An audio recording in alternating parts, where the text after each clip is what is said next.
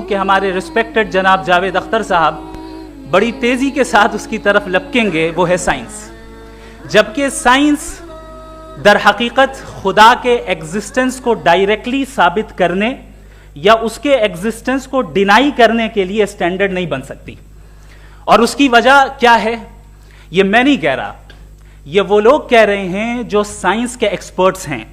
National academy of science कहती है science doesn't have the processes to prove और disprove the existence of God. Why? क्योंकि science का ताल्लुक एम्पेरिकल एविडेंस से है और एम्पेरिकल एविडेंसेस का ताल्लुक हमारे नेचुरल और फिजिकल वर्ल्ड से है, जबकि गॉड नॉन फिजिकल और सुपर नेचुरल रियलिटी है। लिहाजा नॉन फिजिकल रियलिटी को आप उस टूल के साथ नहीं चेक कर सकते जिसका काम फिजिकल रियलिटी को तलाश करना है। लिहाजा आज इस डिबेट में गॉड की एग्जिस्टेंस को साबित करने या उसे डिनाई करने में साइंटिफिक एविडेंस को एक्सेप्ट नहीं किया जाएगा।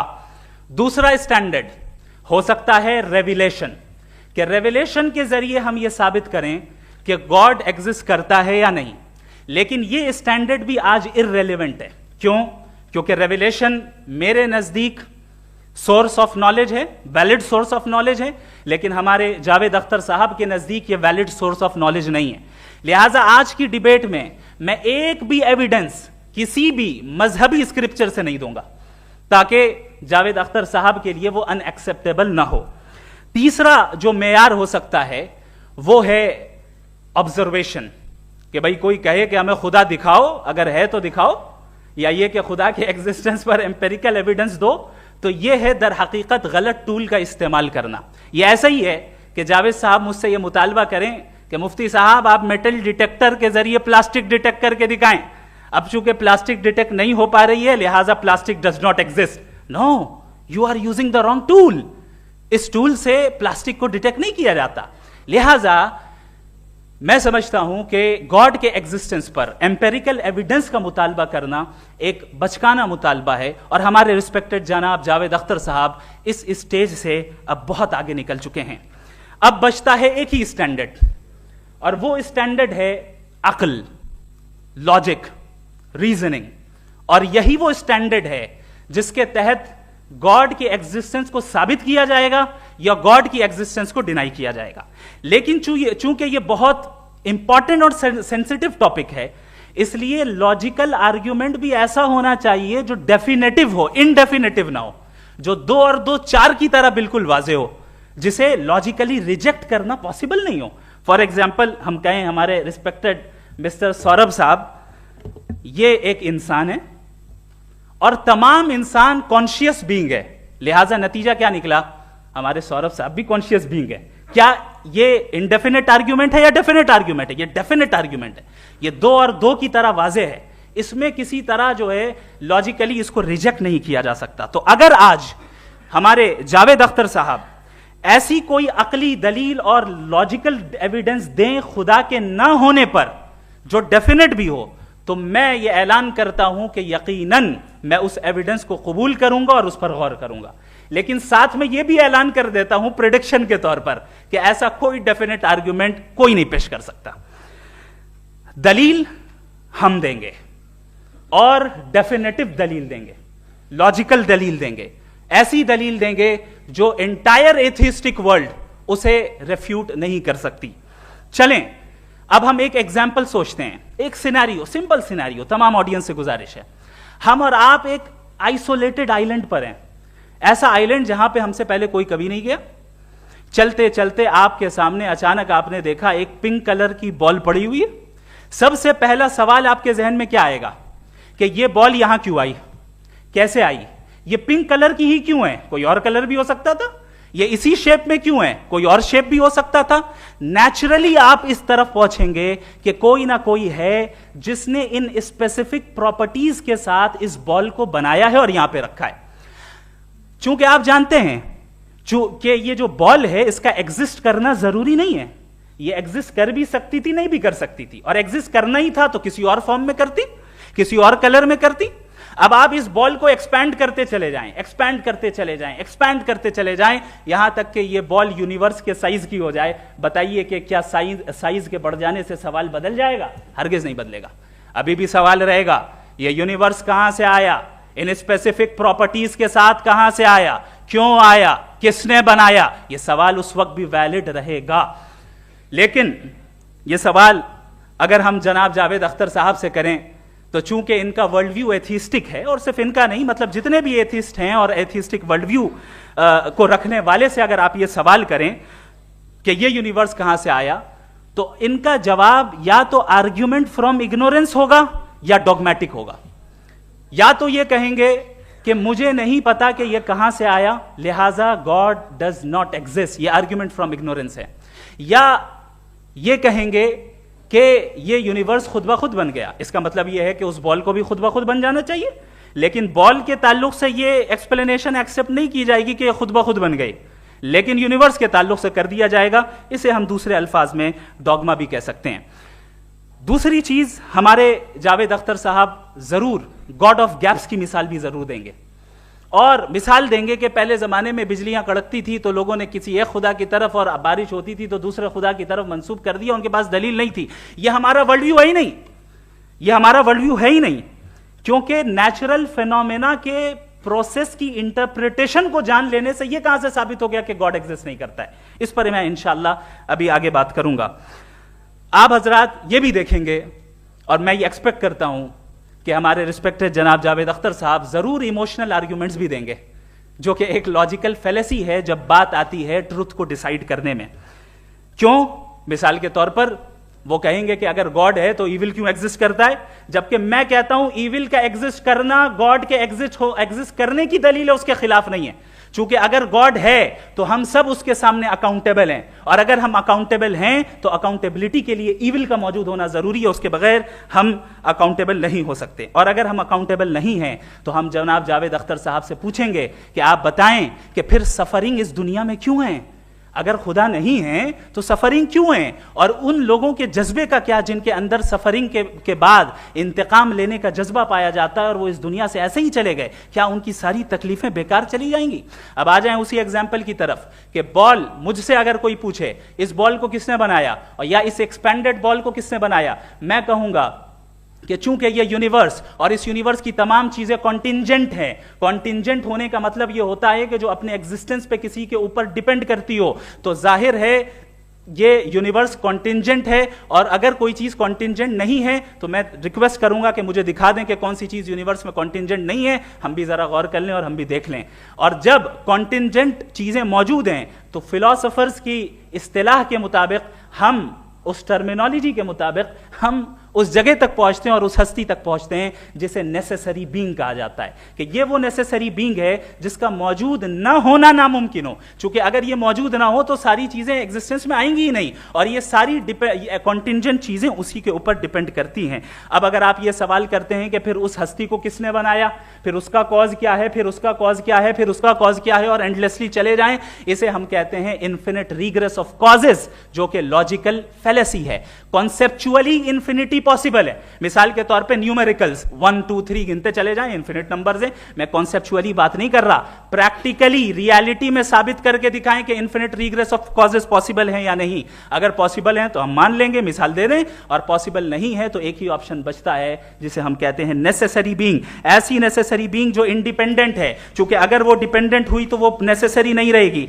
ऐसी इंडिपेंडेंट बीइंग जो इटर्नल है, अगर वो इटर्नल नहीं होगी, उसकी बिगिनिंग होगी तो वो खुद कॉन्टिंजेंट है। ऐसी बीइंग जो पावरफुल है, क्योंकि कॉन्टिंजेंट को एक्चुअलाइज करने के लिए पावर चाहिए। ऐसी बीइंग जो इंटेलिजेंट है और नॉलेजेबल है, क्योंकि ये यूनिवर्स स्पेसिफिक फॉर्म और स्पेसिफिक लॉज ऑफ नेचर के तहत प्रिसाइजली चल रहा है। Thank you. थैंक यू मुफ्ती साहब। मैं इन दलीलों के बाद जावेद अख्तर साहब से गुजारिश करूंगा, आप बैठ के बोलना चाहेंगे? जी।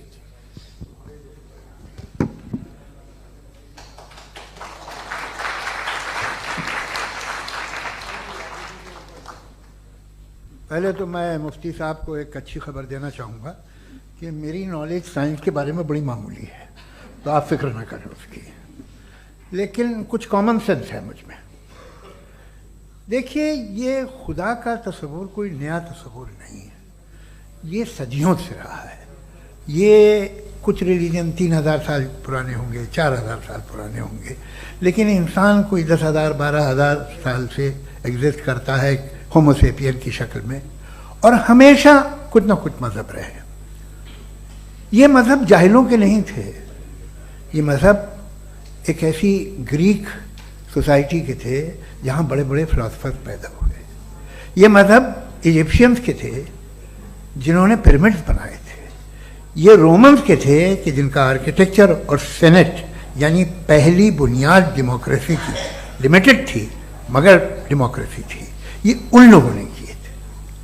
तो इनका जो जुपिटर था, रा था, ज़्यूस था, उन्हें उस पर इतना ही एतमाद था जितना आज किसी मजहबी आदमी को अपने खुदा पे होगा।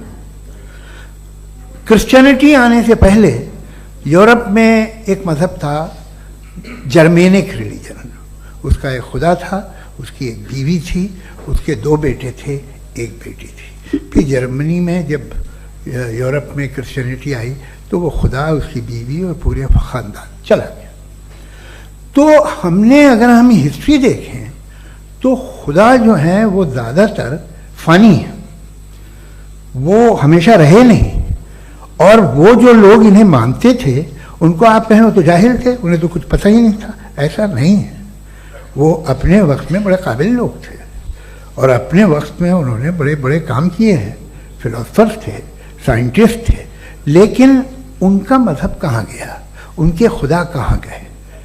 आज जो खुदा हैं दुनिया में लोग उन्हें मानते हैं। आपको क्या मालूम कि कितने बरसों के बाद क्या होने वाला है? हम यूरोप में देखते हैं तो चर्च खाली हैं। तो वक्त के साथ चीज़ें बदलती हैं। जहाँ तक इसका ताल्लुक है मजहबों का, हर मजहब आपसे एक चीज़ मांगता है, फेथ। ये फेथ क्या चीज़ होती है? What is the difference between faith and belief? ये तो बहुत ही अहमखाना बात होगी कि कोई आदमी कहे साहब अगर खुदा है तो मुझे दिखाइए। ये तो जाहिलाना बात हुई। मैंने तो नॉर्थ पोल नहीं देखा है, मगर मैं मानता हूँ कि नॉर्थ पोल है। मैं क्यों मानता हूँ? इसलिए कि अगर ये दुनिया राउंड है तो उसका कोई टॉप होगा। कुछ लोग हैं जो वहाँ गए भी हैं, कॉमन सेंस कहता है कि ऐसा होगा, सबूत है, गवाह है, रीज़न है। तो ये मेरा फेथ नहीं है। तो फेथ में और बिलीफ में डिफरेंस क्या है? जो मजहब मांगता है आपसे, हर मजहब फेथ मांगता है। फेथ का मतलब ये है कि ना कोई गवाह हो, ना कोई सबूत हो, ना कोई रैशनल हो, ना कोई लॉजिक हो, ना कोई प्रूफ हो, मगर तुम एक बात को मानो। ये है फेथ। वरना बिलीफ होता। अगर इसमें कुछ भी सबूत होते, गवाह होते, तो फिर इसे आप बिलीफ कहते हैं। जैसे मेरा बिलीफ है कि नॉर्थ पोल है, मेरा फेथ थोड़ी है। फेथ इन तमाम शर्तों को रद्द करता है। तो फिर स्टुपिडिटी क्या है? अगर मैं एक बात ऐसी मानूं जिसकी ना कोई लॉजिक है, ना कोई रैशनल है, ना कोई प्रूफ है, ना कोई गवाह है, ना कोई सबूत है, और मैं उसे मानूं, तो ये स्टुपिडिटी हुई। इसे ही भाई कल को मैं यकीन कर लूँ कि एलॉन मस्क जो है मेरा भाई है, तो मुझे इंतहाई खुशी होगी, सुकून भी बहुत मिलेगा मुझे। लेकिन और कहे भाई क्यों मानते हो, क्या सबूत है? भाई वो तो अमेरिकन है और तुम तो इंडियन हो, वो तो नस्ल लगे, तुम्हें कभी मिले भी नहीं। साहब देखिए मेरा फेथ है, इस पर बात न किया। फेथ का मतलब ही यह है कि आप प्रूव नहीं कर सकते। अगर आप प्रूव कर सकते हो तो फेथ की जरूरत ही नहीं, फिर तो आप बात करेंगे, आप कितनी बहस कर लीजिए। अल्टीमेटली दुनिया का हर मजहब फेथ पे टिका है, और फेथ का मतलब है एक ऐसा यकीन जिसका कोई सबूत, कोई गवाह, कोई रैशनल नहीं। अब आप ये कहें, क्या आप ये क्यों कह रहे हैं कि साहब ये कायनात किसने बनाई? कमाल ये है कि आपने बताया कि एक आइलैंड पे गए और एक बॉल देखी। आपने ये नहीं कहा कि आइलैंड किसने बनाया, आपको सिर्फ बॉल पे हैरत हुई। हमने आइलैंड पे हमने हैरत नहीं की, होते हैं आइलैंड। इसी तरह ये आइलैंड है, सितारे, ये गैलेक्सीज, ये सब आइलैंड हैं, खला में। हम उन्हें टेकन फॉर ग्रांटेड लेते हैं, हम पूछते नहीं किसने बनाए। आपने जजीरे के बारे में भी नहीं पूछा है। मेरी पैदाइश कैसे हुई? क्या मैं प्लान पैदा हुआ था? I was plan to be born, या एक लकी स्पर्म था जो किसी एग से चिपक गया? मेरी पैदाइश रैंडम। और इंसाफ जिसे आप कहते हैं, इंसाफ का तो नेचर से कोई वास्ता ही नहीं। जो आप कहते हैं कि एक दिन इंसाफ मिलेगा, इंसाफ is a human concept, nature में कोई इंसाफ नहीं। अगर शेर हिरन को खा जाता है तो उसे कोई सजा नहीं मिलती। अगर एक आंधी आती है और हरे भरे पेड़ों को उखाड़ के फेंक देती है तो आंधियों की जेल नहीं होती है। नेचर में इंसाफ नहीं, इसलिए मुझे नेचर को इंसाफ की जरूरत भी नहीं। नेचर तमाम एक है। अब हम कहें कि साहब ये देखिए जो मैंने खाना खाया था, ये मेरी आंख तो नहीं यूं कर दिया उसे, तो इसे सजा मिलनी नहीं। वो सिस्टम है, ऐसे ही चल रहा है। नेचर बगैर इंसाफ के है। इंसाफ इज अ ह्यूमन कॉन्सेप्ट। तो जो आपसे कहता है कि मैं तुम्हें इंसाफ दूंगा, वो इंसानी जहन की पैदावार है। ये नेचुरल है ही नहीं, ये आसमानी है ही नहीं। नेचर का तसव्वुर, इंसाफ का तसव्वुर। भाई आप साथ मिलते हैं, अब आप लेफ्ट हैंड ड्राइव कर लें, ये क्या है? तमाम सच, तमाम नेकी, तमाम शराफत लेफ्ट हैंड ड्राइव है। वरना क्या होगा, या तो आप क्रॉस कर देंगे, आपका एक्सीडेंट हो जाएगा, या आप किसी को मार देंगे, या ट्रैफिक जैम हो जाएगा। झूठ, बेईमानी, रिश्वतखोरी, ये तमाम जो है driving on the wrong side है। इसके ऊपर कुछ नहीं। ये तो हमने बनाया, जैसे हमने लेफ्ट हैंड ड्राइव बनाई है। ये कॉन्सेप्ट ऑफ इंसाफ जो है ये हमारा है, इसका नेचर से कोई वास्ता नहीं। शेर खा जाता है हिरन को, उसे जेल होती है क्या? कुछ भी नहीं है ही नहीं। तो ये जो दुनिया के रिलीजन प्रॉमिस करते हैं आपसे इंसाफ, इसी से मालूम होता है कि ये मैन मेड है। ये तसव्वुर कहीं और का है ही नहीं। जो नेचर है, कुछ लोग कहते हैं नेचर ही खुदा है, तो नेचर में तो इंसाफ नहीं कहीं। और आप वादा कर रहे हैं कि तुम्हें मरने के बाद इंसाफ मिलेगा।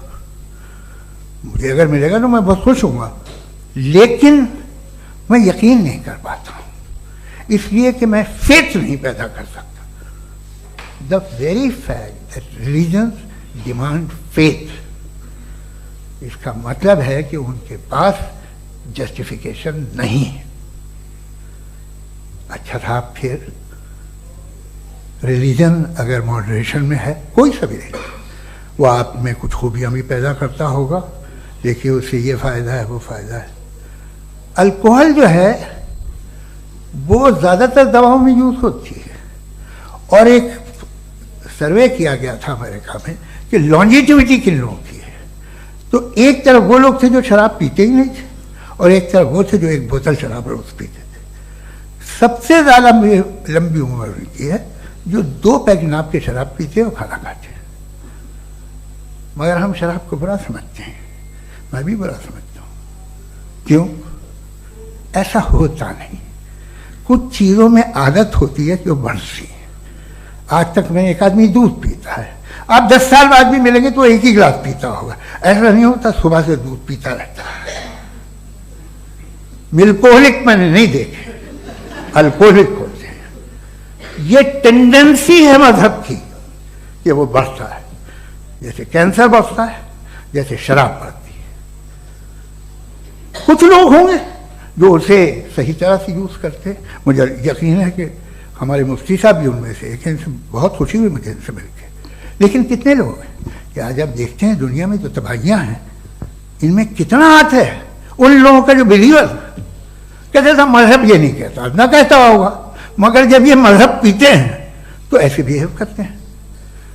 थोड़ा सा अगर हो तो शायद बहुत अच्छी बात, लेकिन शराब थोड़ी सी नहीं रहती, उसमें टेंडेंसी है पहले।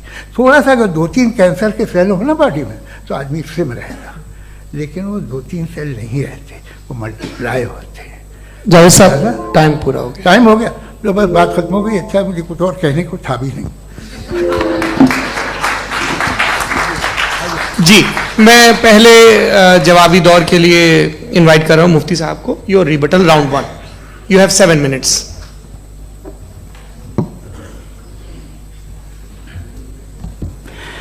Thank you very much Javed साहब, आपकी बात को सुनकर बड़े महजूज हुए हम लोग। महजूज, do you understand? We enjoyed. Okay, अब थोड़ा सा लॉजिकली उसको हम लोग देखते हैं। दरअसल हम लोगों ने कल गुजारिश की थी मुफ्ती साहब से भी, जावेद साहब से भी, कि हिंदुस्तानी जबान आम फहम सबको समझ में आ जाए और जहां कहीं आप मुश्किल शब्द इस्तेमाल करें वहां बताते भी चलें। Thank you. तो सबसे पहले हमारे रिस्पेक्टेड जावेद साहब ने हवाला दिया कि खुदा फानी है। कितने मजहब आगे चले गए, किसी ने जुपिटर को खुदा माना, किसी ने किसी को माना। मैं कहता हूं जिसने कॉन्टिंजेंट चीज को खुदा माना, गलत माना, वो खुदा ही नहीं, वो खुदा ही नहीं है। हम तो नेसेसरी बीइंग को साबित करने बैठे हैं, वो नेसेसरी कॉज जो इटरनल है, जो अबदी भी है और अजली भी है। हम किसी और को साबित करने नहीं बैठे। दूसरी चीज उन्होंने कहा कि फेथ एंड बिलीफ, ये एक ऐसी डेफिनेशन है फेथ की जो इन्होंने पहली मर्तबा पेश की है, या माफ कीजिएगा, इन्होंने पहली मर्तबा पेश नहीं की है, रिचर्ड डॉकिंस ने पहली मर्तबा पेश की है। मुझे मालूम है ये सोर्स कहां से है। एपिस्टेमोलॉजिकली फेथ और बिलीफ का फर्क आप इस तरह नहीं कर सकते सर। फेथ सही भी होता है, गलत भी होता है, बिलीफ सही भी होता है, गलत भी होता है। जो लॉजिक, रीजन और एविडेंस से बैक्ड होगा वो फेथ सही होगा। और आप जिस फेथ की बात कर रहे हैं कि इलॉजिकल है और उसके पीछे नहीं है, तो we are on the same page. हम नहीं मानते उस फेथ को, जो फेथ ऐसा हो जिसके पीछे कोई लॉजिक ना हो, एविडेंस ना हो, हम नहीं मानते। हम तो उस फेथ के कायल हैं जिसके पीछे लॉजिक हो और एविडेंस हो। तो बिलीफ सही भी होता है, गलत भी होता है, फेथ भी सही होता है और गलत भी होता है। तो आज फेथ और बिलीफ के डिफरेंस पे बात नहीं हो रही है। आज आप चाहे फेथ एक्सेप्ट कर लें या बिलीफ एक्सेप्ट कर लें, आज ये बात होगी कि ट्रूथ क्या है, चाहे ट्रू बिलीफ सही है या ट्रू फेथ सही है, और फॉल्स फेथ क्या है और फॉल्स बिलीफ क्या है, बात इस पे हो रही। दूसरी चीज इन्होंने पूछा, स्टुपिडिटी फिर क्या है? अगर फेथ रिलीजन स्टुपिडिटी नहीं है तो और क्या है? चूंकि फेथ का मुतालबा करते हैं तो स्टुपिडिटी क्या है? मैं कहता हूं स्टुपिडिटी एथिज्म है। उसकी वजह यह है कि आप एक सड़क पे जा रहे हो और आप किसी गार्डन में जाएं और देखें वहां लिखा है फूलों के साथ, I love Javed Akhtar, and I really do, I love you sir.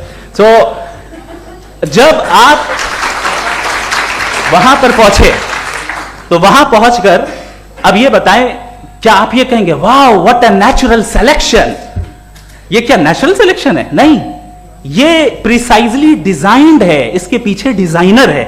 लिहाजा अगर कोई एक ऐसी कॉमन सेंस की बात को कबूल नहीं कर रहा है कि यूनिवर्स जो इतने प्रिसाइजली काम कर रहा है, हम कह दें कि खुद ब खुद बन गई, मैं समझता हूं इससे बड़ी स्टुपिडिटी और कुछ नहीं है। ये इरैशनल चीज है।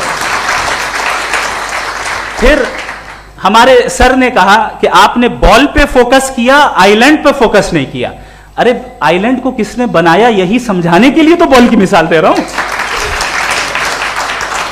और बॉल भी कॉन्टिंजेंट है, आइलैंड भी कॉन्टिंजेंट है, दोनों नेसेसरी बीइंग का मुतालबा करते हैं। आगे इन्होंने कहा कि नेचर में कोई इंसाफ नहीं है। हम डिसाइड करते हैं कि मोरालिटी क्या होती है, इंसाफ क्या होता है। हम डिसाइड करते हैं, जैसे ड्राइविंग सीट में ट्रैफिक वाला, ये तो किसी खुदा ने नहीं कहा, ये है, इसे कहते हैं फॉल्स इक्विवेलेंस। ये एक लॉजिकल फेलेसी है। आपने जो है मिसाल दी ड्राइविंग की और ट्रैफिक की, ये सब्जेक्टिव मोरालिटी है। आप सब्जेक्टिव मोरालिटी को मिसाल बनाकर ऑब्जेक्टिव मोरालिटी के ऊपर नहीं थोप सकते। इंसाफ की ऑब्जेक्टिव मोरालिटी। अगर आप ये कहते हैं कि नेचर में इंसाफ नहीं है, तो इंसाफ का न होना ये नेचुरल हुआ, तो फिर नेचर को नेचर रहने दे। क्यों हम इतना स्ट्राइव कर रहे हैं दुनिया में इंसाफ लाने के लिए? ये तो इलॉजिकल बात है, इरैशनल बात है। इसलिए बहुत सी चीजें ऐसी हैं जो ऑब्जेक्टिवली जो है इविल या गुड हैं, और बहुत सी चीजें ऐसी हैं जो सब्जेक्टिवली हैं। सब्जेक्टिवली जो मोरल होता है या इमोरल होता है, उसको हम सोशल कंसेंसस से या पर्सनल प्रेफरेंस से डिसाइड करते हैं। लेकिन जो ऑब्जेक्टिव मोरालिटी है, जिसमें इंसाफ आया, जो इन्होंने बार बार रिपीट किया, ये ऑब्जेक्टिव है, सब्जेक्टिव नहीं है। अगर आप कहते हैं ये सब्जेक्टिव है, तो मेरा सवाल आपसे ये है, क्या सोशल कंसेंसस के जरिए अगर जुल्म को सही करार दे दिया जाएगा तो आप जुल्म को जस्टिफाई करेंगे? दूसरी चीज इन्होंने यह कहा कि 2 पैक शराब पी लें तो वो उतने पे नहीं रहता, बढ़ जाता है। यही मामला मजहब के साथ है। 2 पैक आप पी लें, बढ़ेगा। तो ये एक ऐसी मिसाल है, इसको कहीं भी फिट कर लें कि आप एथिज्म पे जब फिट करें, जब आप 2 पैक एथिज्म का लेंगे ना, तो वो बढ़ बढ़ के नॉर्थ कोरिया बनेगा। Thank you.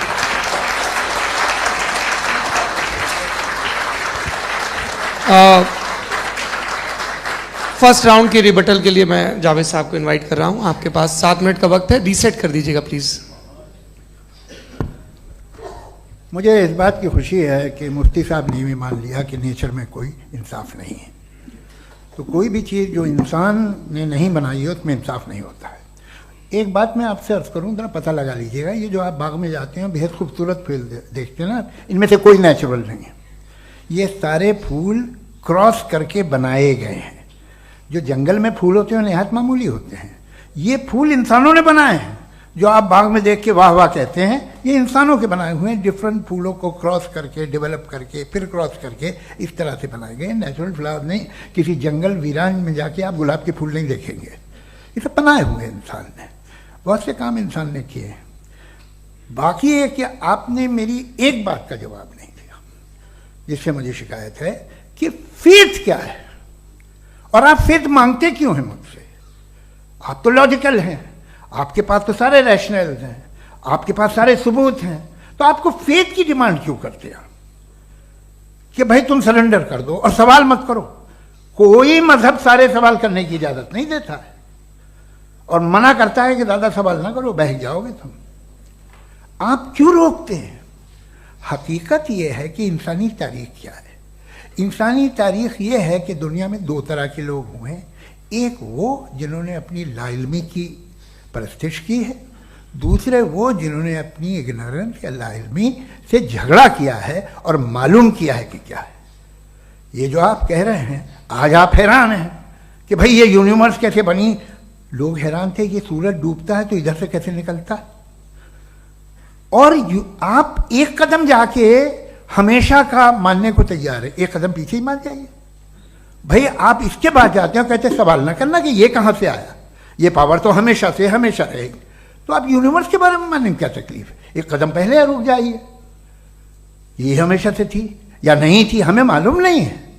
और ये कहना कि हमें मालूम नहीं है, कमाल ये है कि दुनिया के सारे मजहब सब जानते हैं ये दुनिया कैसे बनी थी, कैसे मिटेगी, मरने के बाद क्या होगा, इनको सब इल्म है।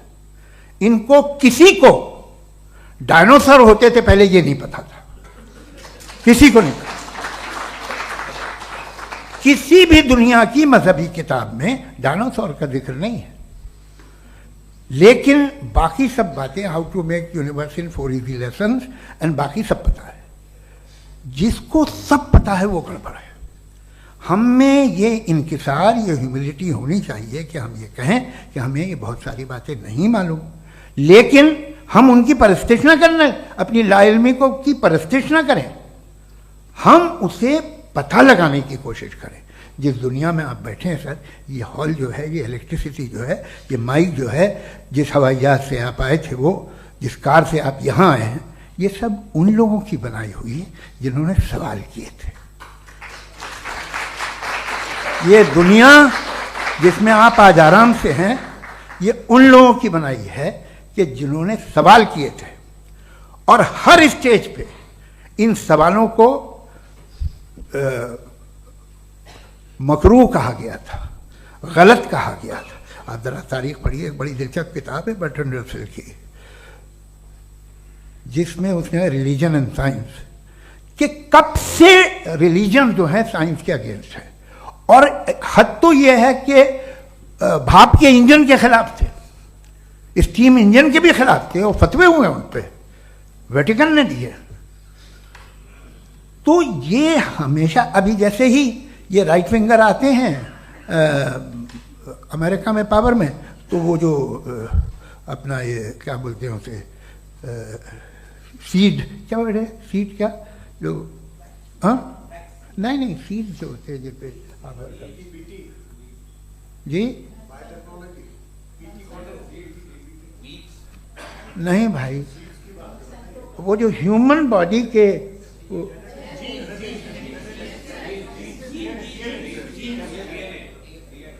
उस पर रिसर्च बंद हो जाती है, रिपब्लिकन नहीं करने देते। अरे भाई इतना डर क्या है तुम्हें? एक जमाने में बहुत नाराज थे ये सारे मजहबी लोग कि ये इंसान तो इंसान बनाने की कोशिश कर रहा है। आपको क्या तकलीफ भाई, बना ले तो बना लेने दो, ये खौफ क्या है? और ये सब आज जो आप कह रहे हैं नामुमकिन है, ये कैसे हुआ? मुझे एक किस्सा याद आता है। जब मैं 6ठी क्लास में था तो मैं मैथमेटिक्स में बहुत वीक था, तो एक टीचर रख दिया गया। उसने 1 2 3 4 5 6 7 तो सिखा दिया मुझे। वो दिन मैं भूल नहीं सकता हूँ मुफ्ती साहब, जिस दिन उसने ये बताया कि 1/2 क्या होता है और 3/4 क्या होता है। मुझे ऐसा लगा कि मेरा सर बीच से फट जाएगा। ये आदमी कह रहा है कि जो दीवार के अंदर जाओ वॉक करते हुए। आज हंसता हूँ मैं इस बात पे। तो आज जो बातें आपके जहन से बिल्कुल परे हैं और आप हैरान होते हो उन्हें देख के, एक वक्त आएगा कि मामूली लगेंगे। और हुआ है, आपकी इंसानी तारीख ही है। इतनी जल्दी सारे फैसले आप मत कर लीजिए, थोड़ा ये ह्यूमिलिटी रखिए कि भाई ये हमें नहीं मालूम। ये कहने में क्या है? ये यूनिवर्स कहाँ तक फैली, ये कब से है और कब तक रहेगी, हमें नहीं मालूम। आपने फैसला कर लिया कब बनी। ये आपके हिसाब से कोई 14 बिलियन ईयर बनी जो समझा जाता है। उससे पहले हजारों करोड़ों अरबों साल तक खुदा बैठा क्या कर रहा था? खामोश बैठा था, ऐसी जमाइयाँ ले रहा था। फिर उसे आइडिया आया, यार एक काम करते, वक्त अच्छा गुजर जाएगा, यूनिवर्स पर आपसे सोचिए। वो तो हमेशा से है ना, मगर यूनिवर्स हमेशा से नहीं है, ये तो बनाई गई है। और उससे पहले क्या था, इनका क्या काम था? कैसी बात है, ये बड़ा आसान है। जो बात हमें आज धीरे धीरे पता चली है, बरसों 2000 और 2500 साल पहले आपको किसी ने बता दिया कि क्या था, आप मान गए और तब से वही मान रहे हैं जो 2500 साल पहले कहा गया था। सब कुछ बदल गया है, सॉल्व हो रही हैं चीज़ें। अभी साइंस बिल्कुल दावा नहीं करती, या कोई फिलोसफर ये दावा नहीं करता कि हमें सब मालूम, बल्कि वो कहता है कि हमें जितना मालूम होता है उससे ये मालूम होता है कि हमें कितना कम मालूम। तो हम अपनी जहालत से लड़े, उसकी परस्तिश न करें। जी, टाइम है। Thank you so much. मैं तर्कों की श्रृंखला में राउंड 2 के लिए मुफ्ती साहब को आमंत्रित कर रहा हूं। आपके पास एक बार फिर से 7 मिनट का वक्त है। शुक्रिया। जनाब जावेद अख्तर साहब कई मर्तबा दोहरा रहे हैं कि फेथ का मतलब बताइए, फेथ का मतलब बताइए। मैंने बता दिया, फेथ सही भी होता है, गलत भी होता है। और आज हम फेथ पे बात नहीं कर रहे, हम ट्रूथ और डज गॉड एग्जिस्ट पे बात कर रहे हैं। क्या डज गॉड एग्जिस्ट, ये ट्रूथ यानी गॉड है या नहीं है, इसमें से दोनों ट्रूथ क्या है। अब आप उसे फेथ कह लें, बिलीफ कह लें, नॉट माई बिजनेस। उसके बाद आपने कहा कि भाई सवाल करने से मजहब रोकता है। मैं कहता हूं जो रोकता है वो रोकता होगा, मैं नहीं रोकता, बल्कि सवाल करें, सवाल करना चाहिए। सवाल कर करके तो हम आगे बढ़ते हैं, तरक्की करते हैं, और इसीलिए मैं आज यहां पे आया हूं। लेकिन सवाल सिर्फ खुदा से नहीं होगा, आपसे भी होगा। सवाल एथिज्म से भी होगा, सवाल सिर्फ मजहब से नहीं होगा, सबसे होगा। और आज मैं सवाल करूंगा और उम्मीद है कि आप जवाब देंगे। अभी तक आपने वैसे कॉन्टिंजेंसी आर्ग्यूमेंट का कोई जवाब नहीं दिया। चलें, आपने कहा यूनिवर्स के बारे में इटर्नल क्यों नहीं बोल देते। ये चूंकि लॉजिकली पॉसिबल ही नहीं है कि यूनिवर्स इटर्नल हो। यूनिवर्स एक कॉन्टिंजेंट चीज है जो टाइम एंड स्पेस के पाबंद है, टाइम एंड स्पेस से बाउंड है। जो टाइम एंड स्पेस से बाउंड होगा वो कॉन्टिंजेंट होगा, जो कॉन्टिंजेंट होगा वो उसकी बिगिनिंग हुई होगी, जिसकी बिगिनिंग हुई होगी वो इटर्नल नहीं हो सकता। ये तो कॉमन सी बात है। आपने कहा कि किसी मजहबी किताब में डायनासोर का जिक्र नहीं है। अफसोस कि आज तक किसी मैथमेटिक्स के किताब में मुझे डायनासोर का जिक्र नहीं मिला। तो इसका मतलब मैथमेटिक्स की किताब बेकार है? नहीं, उसका वो टॉपिक नहीं है। रेवलेशन का और मजहबी किताबों का टॉपिक ये नहीं है कि आपको आके बताए साइकिल कैसे बनाते हैं, या आकर ये बताएं कि जो है डायनासोर कब था। वो तो मोरालिटी सिखाने आया है, गॉड के बारे में बताने आया, नॉन फिजिकल रियलिटी की हकीकत को सिखाने के लिए आया। रिलीजियन साइंस को रोकता है? नहीं रोकता। अगर रोकता है तो गलत करता है। रिलीजियन साइंटिज्म को रोकता है, जिसमें हमारे जावेद साहब मुब्तला हैं। साइंस और साइंटिज्म में फर्क है। साइंटिज्म यह है कि आप समझें कि साइंस और साइंटिफिक मेथोडोलॉजी ये नॉलेज को हासिल करने का वाहिद सोर्स ऑफ नॉलेज है। यह है साइंटिज्म। हम इसे रिजेक्ट करते हैं। हम साइंस को तो तरक्की करते हैं, भाई आप हमारी पूरी तारीख कर लें, पढ़ लें तो आपको पता चल जाएगा। बहरहाल ये अलग टॉपिक है। उसके बाद इन्होंने एक लफ्ज कहा, वेटिकन ने फतवा दिया। वेटिकन का फतवे से कोई ताल्लुक नहीं है, दोनों कॉन्ट्राडिक्टरी अल्फाज हैं। उसके बाद उन्होंने कहा कि भाई हमें नहीं मालूम। अगर नहीं मालूम तो क्लियरली कह देना कि नहीं मालूम है, इसमें क्या हरज है। तो वही तो मैं कह रहा हूं ना कि आप कह दें कि नहीं मालूम, लेकिन क्लेम क्यों कर रहे हैं कि गॉड एग्जिस्ट नहीं कर रहा है? आप कह दें नहीं मालूम है, हो सकता है हो सकता ना हो, लेकिन आप क्लेम कर रहे हैं. The moment you say God does not exist, this is a claim, and now the burden of proof is upon you too, जैसे हमारे ऊपर है. और क्यों है मैं बताता हूं, क्यों है ये भी मैं बताता हूं. फिलोसॉफिकली जो क्लेम होता है ना, सिर्फ ये नहीं होता कि इंसान कहे पॉजिटिव क्लेम करे और नेगेटिव क्लेम करे तो बर्डन ऑफ प्रूफ नहीं है. आप मिसाल के तौर पे मैं कहूं कि फुला उस कमरे में कोई नहीं है, मैंने एक नॉलेज का क्लेम किया है. उस कमरे में कोई नहीं है, मैंने एक नॉलेज का क्लेम किया. या तो मैं कहूं मुझे नहीं पता, हो भी सकता है नहीं भी हो सकता है, this is not a claim. लेकिन जब मैं कह रहा हूं कि वहां कोई नहीं है या मैं कह रहा हूं वहां कोई है, दोनों क्लेम है और दोनों के ऊपर बर्डन ऑफ प्रूफ है. हमारे ऊपर भी बर्डन ऑफ प्रूफ है, मैंने कंटिजेंसी आर्ग्यूमेंट दिया, इसे तोड़कर दिखाइए. आखिरी चीज, इन्होंने कहा कि खुदा दुनिया बनाने से पहले 150 साल पहले या करोड़ों साल पहले क्या कर रहा था. अरे हजरत, चलें बहरहाल मैं जवाब दे देता हूं. आप हमारे रिस्पेक्टेड पर्सनालिटी हैं, अगर आप नहीं होते तो मैं ऐसे एंटरटेन ही नहीं करता. टाइम, ये 100 साल पहले या 100 साल बाद, पहले बाद में अभी, ये वो अल्फाज हैं जिनका ताल्लुक टाइम से है. टाइम शुरू ही हुआ है यूनिवर्स की बिगिनिंग के बाद, तो उसके पहले खुदा क्या कर रहा था? सवाल इलॉजिकल है, ये फेलेसी है.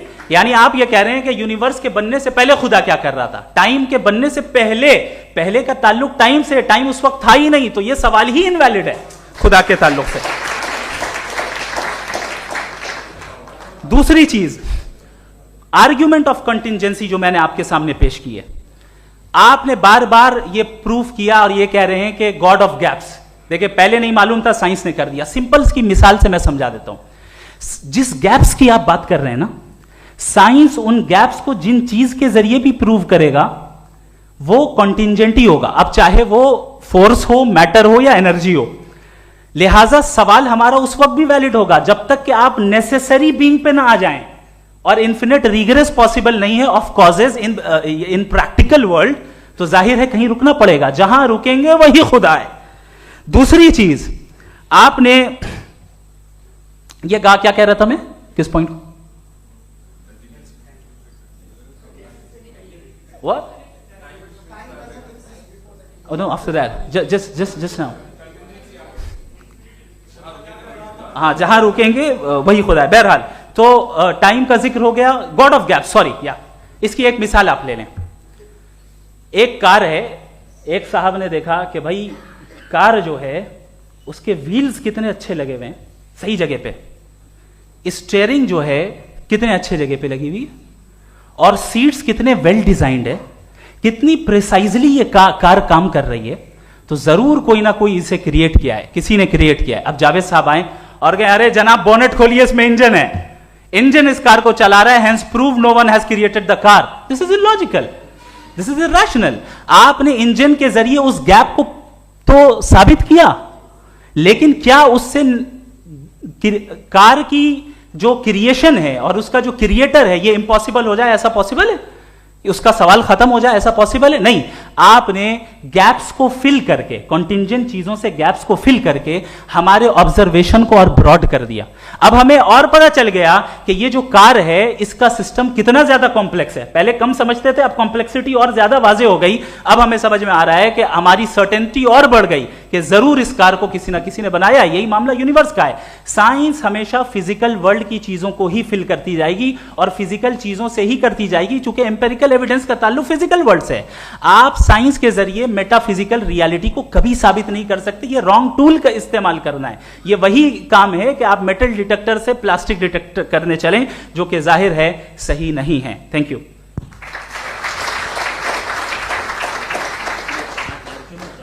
जी, ये आर्ग्यूमेंट का राउंड 2 है. हाँ. 7 मिनट है. पहले तो मैं आपसे अर्ज करूं कि आपने कहा कि जब कायनात ही नहीं थी तो वक्त भी नहीं था, कुछ भी नहीं था. कैसे नहीं था? खुदा था. एक एग्जिस्टेंस तो था ना खुदा का. तो जब खुदा था तो वक्त भी होगा. ऐसा नहीं कि कुछ भी नहीं था, खुदा था.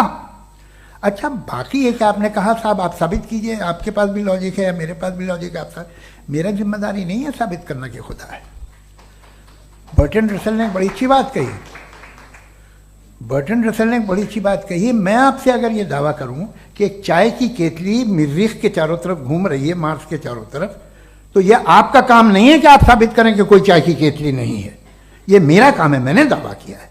ये दावा तो मजहबी लोग करते हैं कि खुदा है, मैं क्यों साबित करूं कि नहीं है? जब तक आप मुझे कन्विंस नहीं कर देंगे मैं नहीं मानूंगा। आपकी जिम्मेदारी है, मेरी जिम्मेदारी नहीं है।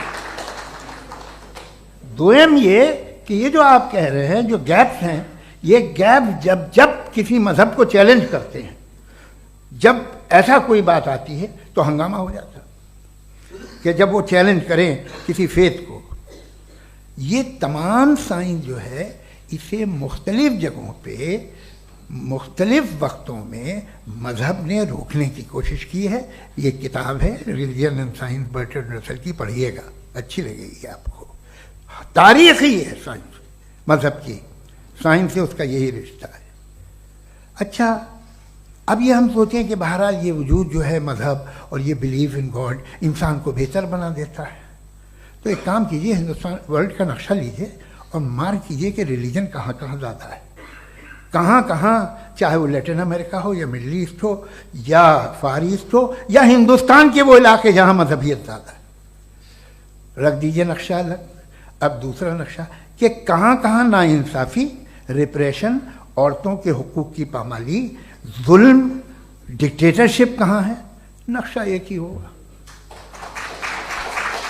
तो आप मुझे बताएं कि जो इसका तरकीब इस्तेमाल क्या है, खुदा का तरकीब इस्तेमाल तो बताइए। आप छोटी सी दवा सड़क पे बेचते हैं, उसकी भी तरकीब इस्तेमाल बताते हैं। इसके इस्तेमाल से तो फायदा नहीं हुआ किसी को। जो सारे के सारे खराब मुल्क हैं, खराब समाज है, वो सारे जुल्म खुदा के नाम पे करते हैं। वो गलत करते हैं, सही करते हैं, मुझे क्या लेना देना उससे। इस्तेमाल से मालूम होता ना। एक विस्की की बोतल कभी शायद देखी हो आपने, लाल रंग की होती है, उस पर रोशनी वोशनी पड़े, इंतहाई खूबसूरत लगती है, क्या बिगाड़ रही है किसी का? उसका इस्तेमाल गलत है, इसलिए आप उसे नापसंद करते हैं। इसका इस्तेमाल गलत है, इस तसव्वुर का इस्तेमाल ही गलत है और हमेशा से गलत हुआ है। आप देख लीजिए, इंसानी तारीख देख लीजिए, आज देख लीजिए, हिंदुस्तान देखिए, दुनिया देख लीजिए, क्या हो रहा है। इसे कैसे इस्तेमाल कर रहे हैं? फेथ वाले लोग क्या फेयर हैं, जस्ट हैं, जो अपने खुदाओं पे यकीन रखते हैं, वो किस तरह के लोग हैं? वो लोगों को इंसाफ देते हैं, वो बेहतर इंसान बने। तो इस दवा का फ़ायदा क्या है? चलो बहुत फ़ायदा हो रहा तो मैं इस्तेमाल कर लूँगा, मगर मुझे तो इस दवा का कोई फ़ायदा दिखता ही नहीं। मुझे तो ऐसा लगता, मैं एक और बात बताऊँ, अगर कोई आदमी मजहबी है और अच्छा आदमी है तो मैं उसकी बहुत इज्जत करता हूँ, इसलिए कि मेरा ख्याल है मजहबी आदमी का अच्छा होना मुझसे अच्छा होने से ज़्यादा मुश्किल है। भाई हर चीज़ की एक लिमिट है। आप इतना भाग सकते हैं, इतना नहीं भाग सकते, इतना वजन उठा सकते, इतना नहीं उठा सकते, इतना दूर देख सकते हैं, इतना दूर नहीं देख सकते। उसी तरह कॉमन सेंस कहता है कि आप में नेकी का भी एक कोटा होगा। अब आप अगर सुबह जाते हैं अपनी इबादत गाह और इबादत करते हैं तो बाहर निकलते हैं तो आप तो यही महसूस करते हैं कि आपने एक बहुत अच्छा काम किया, आपकी नेकी का एक बहुत बड़ा कोटा खर्च हो गया जिससे किसी का कोई फ़ायदा नहीं हो। मैं तो नहीं जाता हूँ तो मुझे तो किसी को खाना खिलाना पड़ेगा, किसी बेवा की मदद करनी पड़ेगी। मैं अपना कोटा कैसे कंज्यूम करूं? आप अपना कोटा, सारे मजहबी लोग इंतहाई यूजलेस कामों में यूज करते हैं। उसके बाद भी अगर आप में बच्ची है थोड़ी सी शराफत, तो भाई वाह क्या बात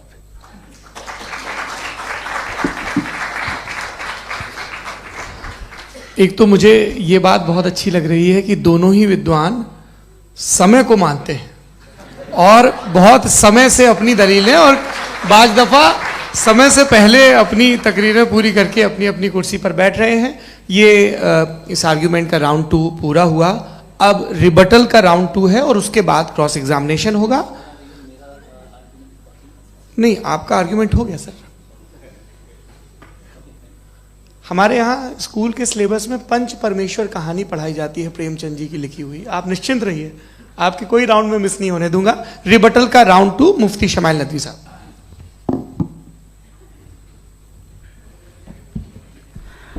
असल में जो हकीकी प्रॉब्लम है, असल प्रॉब्लम है, वो ये है कि जावेद साहब के पास कॉन्सेप्ट ऑफ गॉड क्लियर नहीं है। इन्होंने कहा कि कायनात से पहले खुदा तो था, तब भी तो टाइम होगा। ये कायनात का हिस्सा है। हम खुदा, उस खुदा को मानते हैं, नेसेसरी बीइंग का टाइमलेस होना जरूरी है, चूंकि वो टाइम का क्रिएटर है। जब उसने टाइम को क्रिएट किया तो वो खुद टाइम पे कैसे होगा? उसने जब स्पेस को क्रिएट किया तो खुद स्पेस में कैसे होगा? अगर वो टाइम एंड स्पेस को पहले से ही उसका पाबंद है तो फिर किस चीज को उसने क्रिएट किया? लिहाजा ये सवाल गलत है कि खुदा था तो टाइम होगा। बिल्कुल नहीं, टाइम के पाबंद हम हैं, खुदा नहीं है। हम फिजिकल वर्ल्ड से ताल्लुक रखते हैं, वो मेटाफिजिकल रियलिटी है। दूसरी चीज इन्होंने मिसाल दी कि चाय की केतली हवा में घूम रही होगी, और पता नहीं शायद वो बर्टन रसल का उन्होंने हवाला दिया। बहरहाल यही प्रॉब्लम है। प्रॉब्लम यही है कि हम चीजों के दरमियान डिफरेंशिएट नहीं कर पाते। ये जो आपने मिसाल दी ये इमेजिनेशन है, और मैं जो साबित कर रहा हूं वो लॉजिकल नेसेसिटी है। आप इमेजिन करने आए तो कुछ भी करें, जुपिटर में पिंक एलिफेंट होगा, यूनिकॉर्न होगा, करें, उससे कायनात पे क्या फर्क पड़ता है? उससे आप लॉजिकल नेसेसिटी साबित नहीं कर सकते। मैं तो उस प्राइम कॉज की बात कर रहा हूं, उस नेसेसरी बीइंग की बात कर रहा हूं जिसके बगैर इस कायनात का एग्जिस्टेंस मुमकिन नहीं है। दूसरी चीज, मजहब को साइंस चैलेंज करती है वगैरह वगैरह, ये हमारा टॉपिक ही नहीं है। मैं इस पे बात करूंगा तो फिर मेरा वक्त चला जाएगा। मजहब के ऊपर चूंकि हमारी डिस्कशन नहीं है, साइंस को मजहब और बिलखुसूस मैं और हमारा वर्ल्ड व्यू कम अज कम साइंस को पीछे नहीं करता है, साइंटिज्म की मजम्मत करता है। इसकी वजाहत मैंने पहले कर दी। दूसरी चीज इन्होंने कहा वर्ल्ड का नक्शा लीजिए, वर्ल्ड मैप लीजिए, दो अलग अलग जगह की। हजरत मैंने ये होमवर्क किया था, और मैंने मिडिल ईस्ट का एक नक्शा लिया और यूरोप का एक नक्शा लिया। ये मजहबी इलाका और ये लिबरल और एथीस्ट इलाका। मुझे पता चला कि सबसे ज्यादा रेप केसेस जो हैं वहां पर है।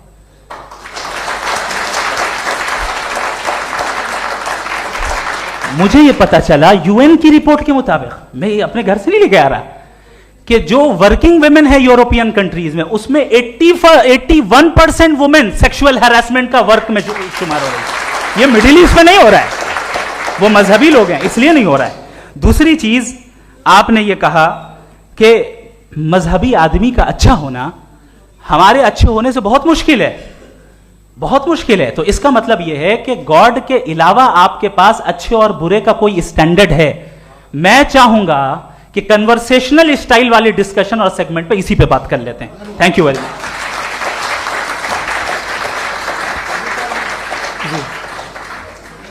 ये रिबटल का राउंड 2 है। आपके पास 5 मिनट का वक्त है, और इसके बाद क्रॉस एग्जामिनेशन शुरू करेंगे। आप चाहें तो जो इन्होंने सवाल पूछे उनके जवाब आप रिबटल में भी दे सकते हैं। जी जी, देखिए, पहले तो ये बात कि ये मिसाल गलत नहीं है, गलत है। इन्होंने पहले ही हमको डिसार्म कर दिया। कह लिया अकल से मामला सॉल्व नहीं हो सकता, लॉजिक से आप पहुंच नहीं सकते। ये एक मेटाफिजिकल चीज़ है। मेटाफिजिकल अजीब सा लफ्ज़ है, ठीक से किसी को माने नहीं मालूम इसके, तो ऐसा लगता है कुछ बड़ी चीज़ है। अरे भाई, क्या होता है मेटाफिजिकल, बताओ, खड़ी हो। ये एक लफ्ज़ है जो कहीं भी इस्तेमाल हो जाता है। जब आप एक बात कर रहे हैं और आप मुझसे बहस कर रहे हैं तो मुझे मेटाफिजिकल मत बताइए, आप लॉजिकली मुझे प्रूफ किए। और अगर लॉजिकली आप नहीं बात करते साहब ये मेटाफिजिकल है, तो फिर हम आप बात क्या कर रहे हैं? मेरा आपका किस ज़बान में कॉन्वर्सेशन होगा? और ये कहना कि वक्त पहले नहीं था, तो फिर क्यों कहते हैं ये हमेशा से और हमेशा रहेगा? हमेशा वक्त है, तो आप कैसे कहते हैं वो हमेशा से है और हमेशा रहेगा? हमेशा का मतलब है कोई वक्त, अगर वक्त ही नहीं है तो हमेशा कैसे? बाहर वो रहेगा।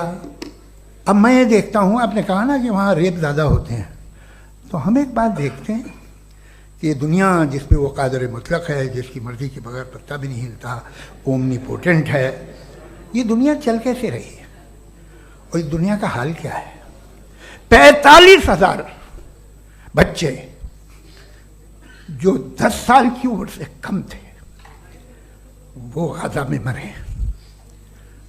भूख से काला हांडी में बच्चे मरते हैं और डिप्थेरिया से मरते हैं। डिप्थेरिया अजीब मर्ज है, गले में जाली बनना शुरू होती है, बच्चा नीला हो जाता है, गरीब का बच्चा, इसलिए कि उपास इलाज में। ये कादर मुतलक है जो चाहे कर दे, इससे आप दुआएं मांगते हैं हमारी ये काम कर दे वो कर दे, तो इसका मतलब डे टू डे लाइफ में वो इंटरफेयर करता है और ये देख रहा है वो। अगर वो वाकई भी है फॉर डिस्कशन सेक, तो मैं जब दुनिया देखता हूँ तो मेरे दिल में उसके लिए कोई इज्जत नहीं पैदा होती।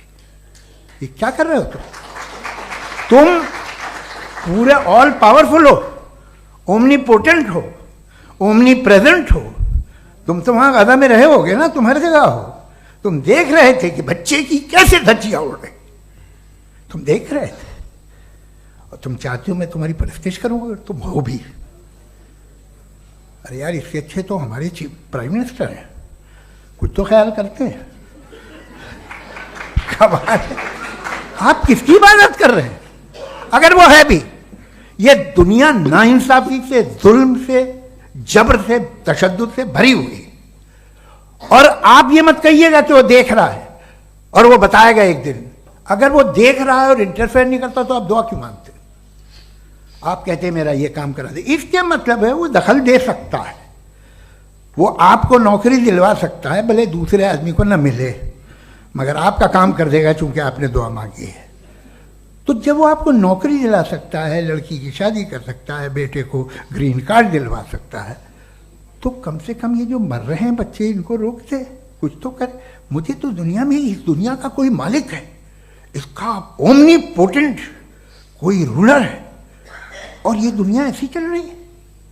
मैं तो चाहूंगा कि भाई ना हो, अगर हो तो बड़ी शर्मिंदगी की बात है। शुक्रिया।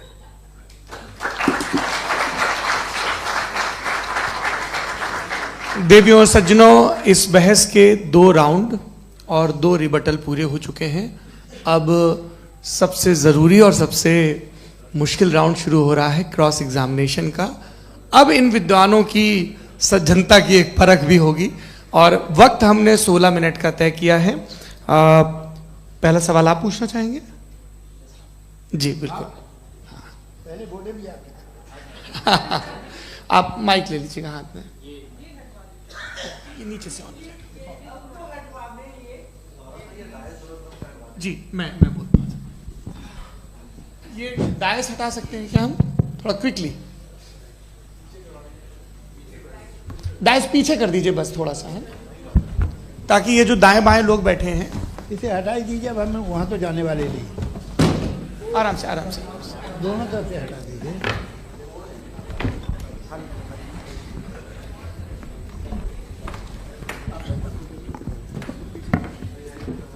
इस बीच आप लोग भी अपने अपने सवाल तैयार कर लें।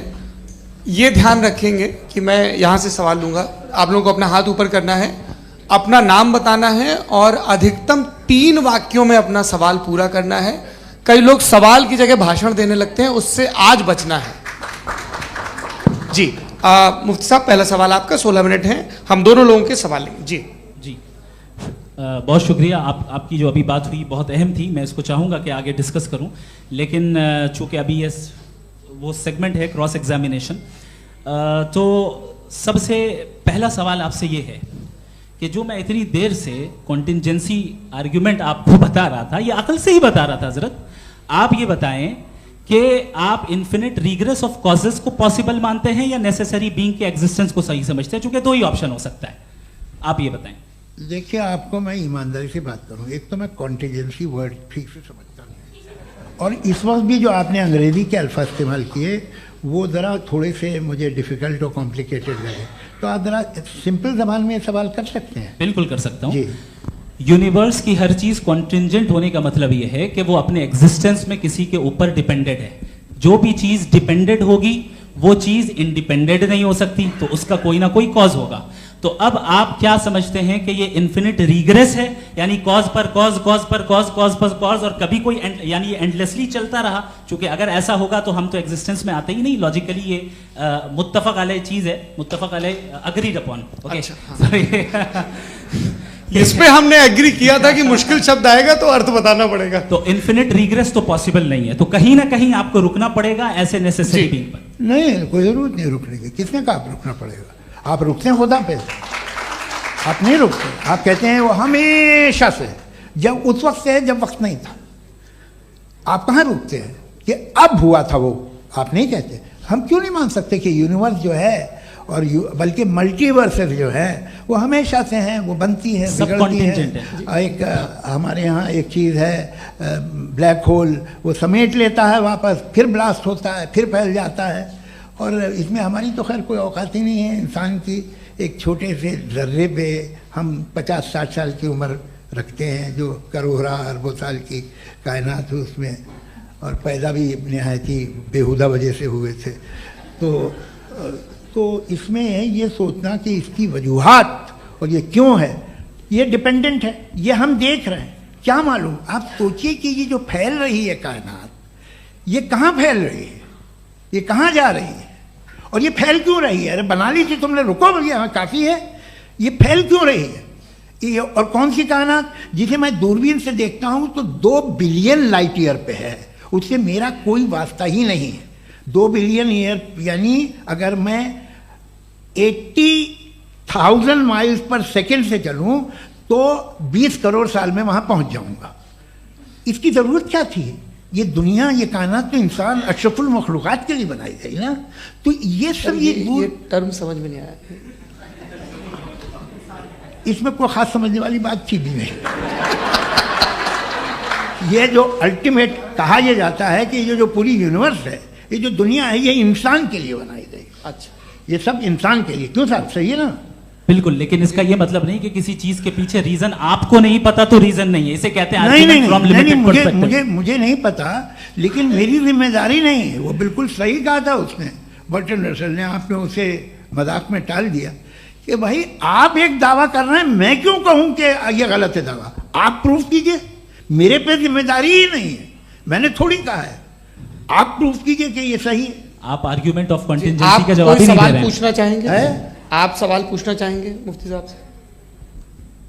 क्योंकि ये क्रॉस एग्जामिनेशन का दौर है। आप जैसे पहले बोल रहे थे फेथ को लेके कुछ, मैं ये पूछना चाहूँगा कि खुदा ने जो भी रेवलेशन किए हैं, एक मज़हब के लिए बहुत से मज़हबों में किए हैं, अलग अलग रेवलेशन है।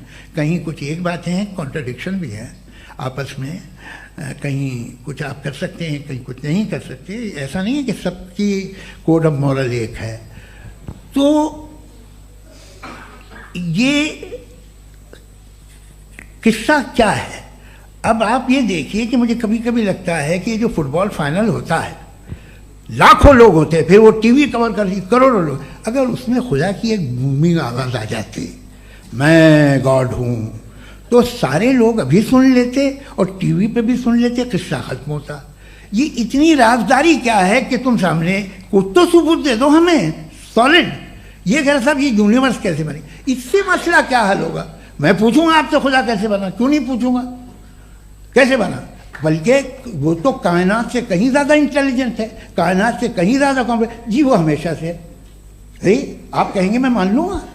अच्छा, दोयम वो कादिर मुतलक, यानी कादिर मुतलक का मतलब ओमनीपोटेंट, वो जो चाहे कर सकता है। आपको नौकरी दिलवा सकता है, आपकी अच्छी जगह शादी करवा सकता है, आपके पड़ोसी का मुकदमा हरवा सकता है, आपको जिता सकता है, सब काम करता है। थोड़ा सा माइक क्लोज जी। वो इस दुनिया को चला कैसे रहा है?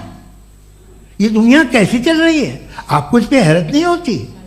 या क़यामत के बाद कभी एक जस्टिस होगा, जब ये बच्चा मर चुका होगा, जिसकी धज्जियाँ उड़ गई बम से, इसको इंसाफ मिलेगा तब? अच्छा, अब जवाब दूं? हाँ जी जी, मैं इसीलिए आप की तरफ। सबसे पहले आपने रेवलेशन और स्क्रिप्चर्स की बात की, इस पे मैं बात कर सकता हूं, लेकिन आज नहीं करूंगा चूंकि वक्त कम है, कभी और इस पे डिस्कस करेंगे। मैं तैयार हूं उस पे भी बात करने के लिए। ये अभी से राउंड 2 की भूमिका तय हो रही है। Does God exist round 2? जी, चूंकि आज गॉड के एग्जिस्टेंस पे बात है तो मैं उसी के रिलेटेड जो है आपके सवालात को एंटरटेन भी करूंगा और मैं भी पूछूंगा। आपने कहा कि आपने साबित ही नहीं किया, जबकि आर्ग्यूमेंट ऑफ कॉन्टिंजेंसी बुनियादी आर्ग्यूमेंट है। आप मुझे कॉन्टिंजेंसी का मतलब बताइए, आपका मतलब क्या है कॉन्टिंजेंसी? कॉन्टिंजेंसी का मतलब यह हुआ कि हर वो वजूद जो किसी भी चीज का पाबंद है, हर वो वजूद या हर वो चीज जो अपने एग्जिस्टेंस में किसी भी चीज के पाबंद है और उससे बाउंड है, उसको उसकी जरूरत है, उस पर डिपेंड करती है, तो जाहिर सी बात है कि उसका कोई ना कोई कॉज होता है। ये तो अक्ल की बात है। ये आप रीजनिंग की बात करते हैं, मैं वही कर रहा हूं। दूसरी चीज, आपने ये बात कही कि इतने बिलियन लाइट ईयर्स दूर है, उसका मेरा क्या लेना देना। फिर मेरे ख्याल से आपको ये नहीं कहना चाहिए I think therefore I am an atheist. आपको सोचना चाहिए, सिर्फ आप एक लिमिटेड दायरे में रहकर नहीं सोचें, बल्कि बाहर निकलकर सोचें। आपने तीसरा सवाल किया, आपने 2-3 सवाल एक साथ। ऐसी बातें ना कीजिए, कुछ लोगों को इतराज हो जाएगा आप पे कि आप कुछ भी सोचिए, ये इजाज़त आपको है नहीं, मुझे है।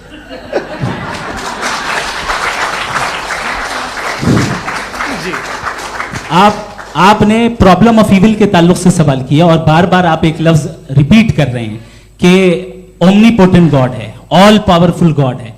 यही तो दरअसल समझना है कि गॉड का कॉन्सेप्ट क्या है। प्रॉब्लम ऑफ इविल जो है, प्रॉब्लम ऑफ इविल दर हकीकत दो असम्पशंस पर कायम है।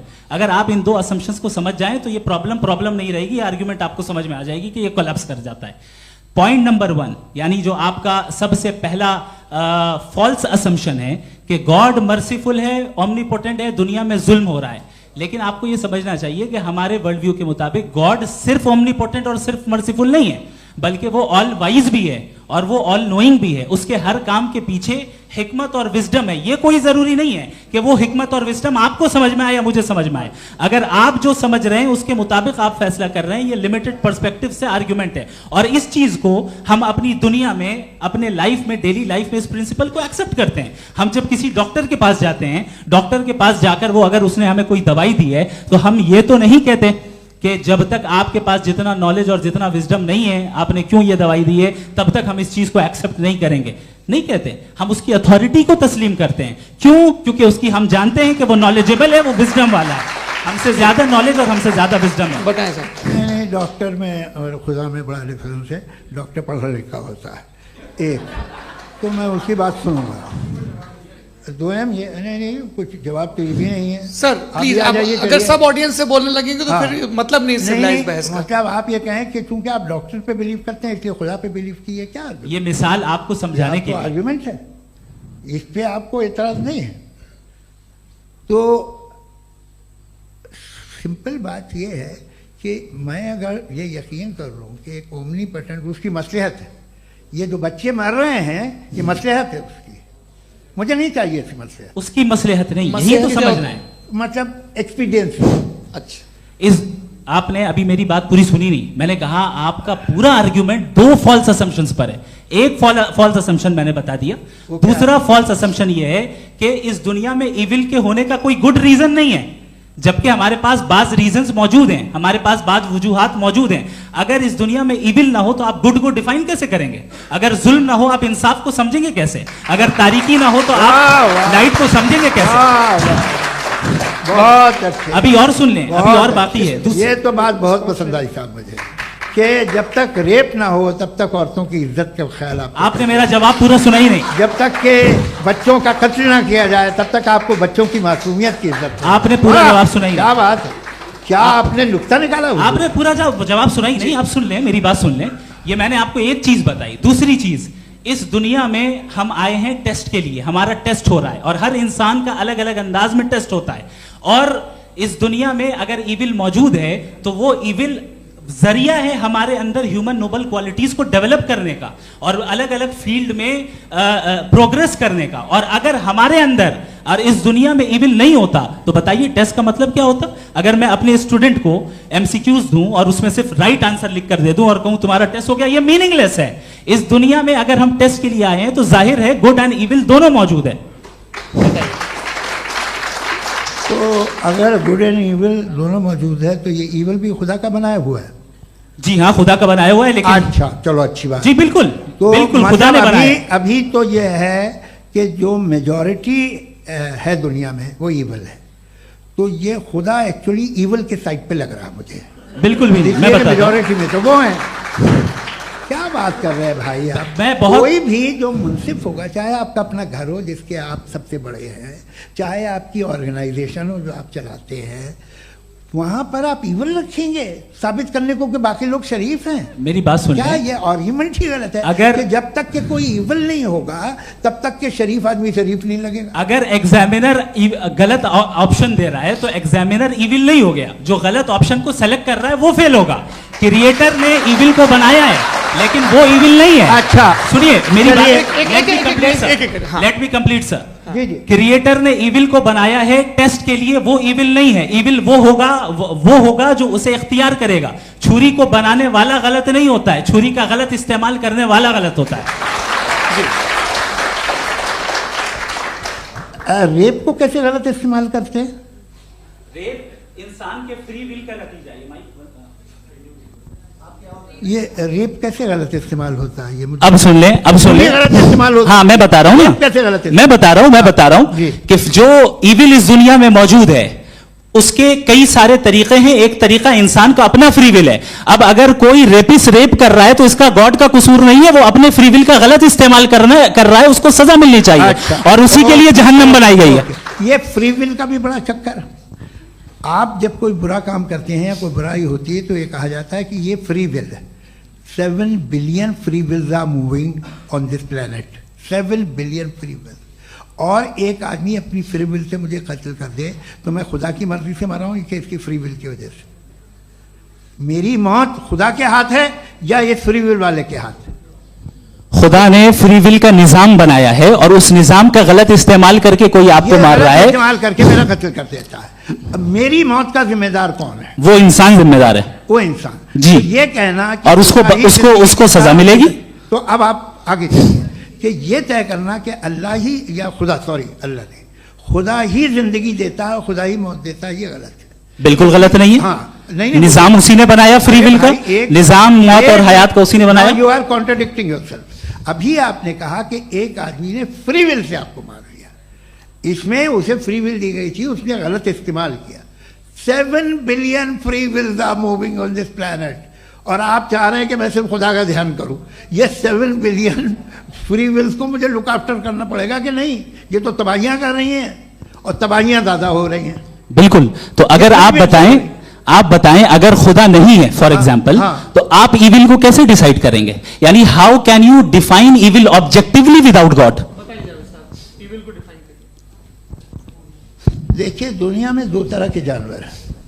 एक जो अकेले रहते हैं जंगल में और एक जो ग्रुप्स में रहते हैं। ग्रुप में जो भी रहेगा, चाहे वो आपका फाउंडेशन हो, चाहे कोई क्लब हो, चाहे कोई पॉलिटिकल पार्टी हो, चाहे कोई यूनिट हो, उसमें आपको इंटरैक्ट करने के रूल बनाने पड़ेंगे। यानी लोग तय करेंगे।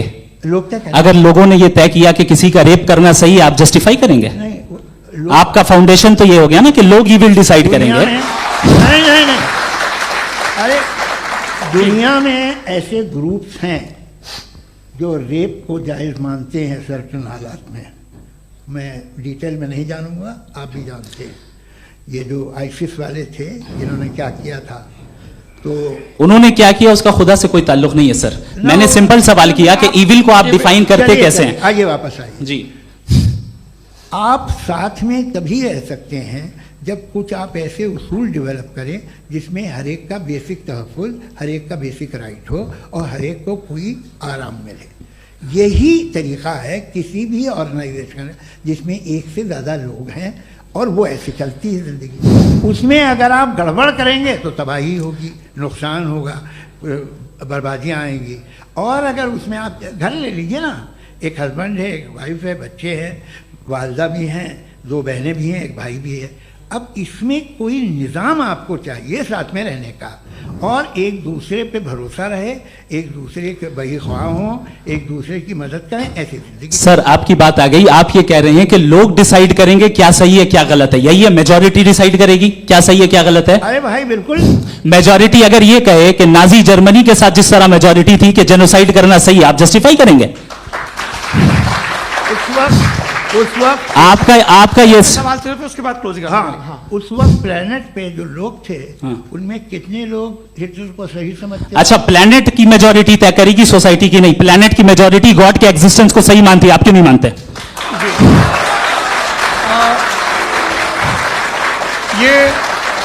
हेलो ये क्रॉस क्वेश्चन का राउंड यहाँ पर समाप्त होता है। और ये बड़ा अच्छा है कि इस तरह से फ्रेगमेंट कर दिया गया है ताकि जो मरकरी ऊपर जा रहा है नीचे जवाब दे दूं जी। प्लेनेट की ज्यादातर मेजॉरिटी कुछ दूसरे मजहबों के खुदा को मानती है। आप उन्हें क्यों नहीं? आप तो मेजॉरिटी की बात कर रहे हैं। ये क्लोजिंग आप ये कह रहे हैं इविल और गुड को डिसाइड मेजॉरिटी करेगी। मेजॉरिटी जो कर देगा सही हो जाएगा।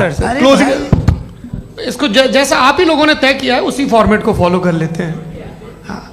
भाई मैंने तो भले लोगों पे एतबार किया और तब मॉडरेशन तय किया, जी, आपके पास 5 मिनट का वक्त है, क्लोजिंग आर्ग्यूमेंट है, उसके बाद हम ऑडियंस से क्वेश्चन आंसर लेंगे जावेद साहब की क्लोजिंग आर्ग्यूमेंट के बाद।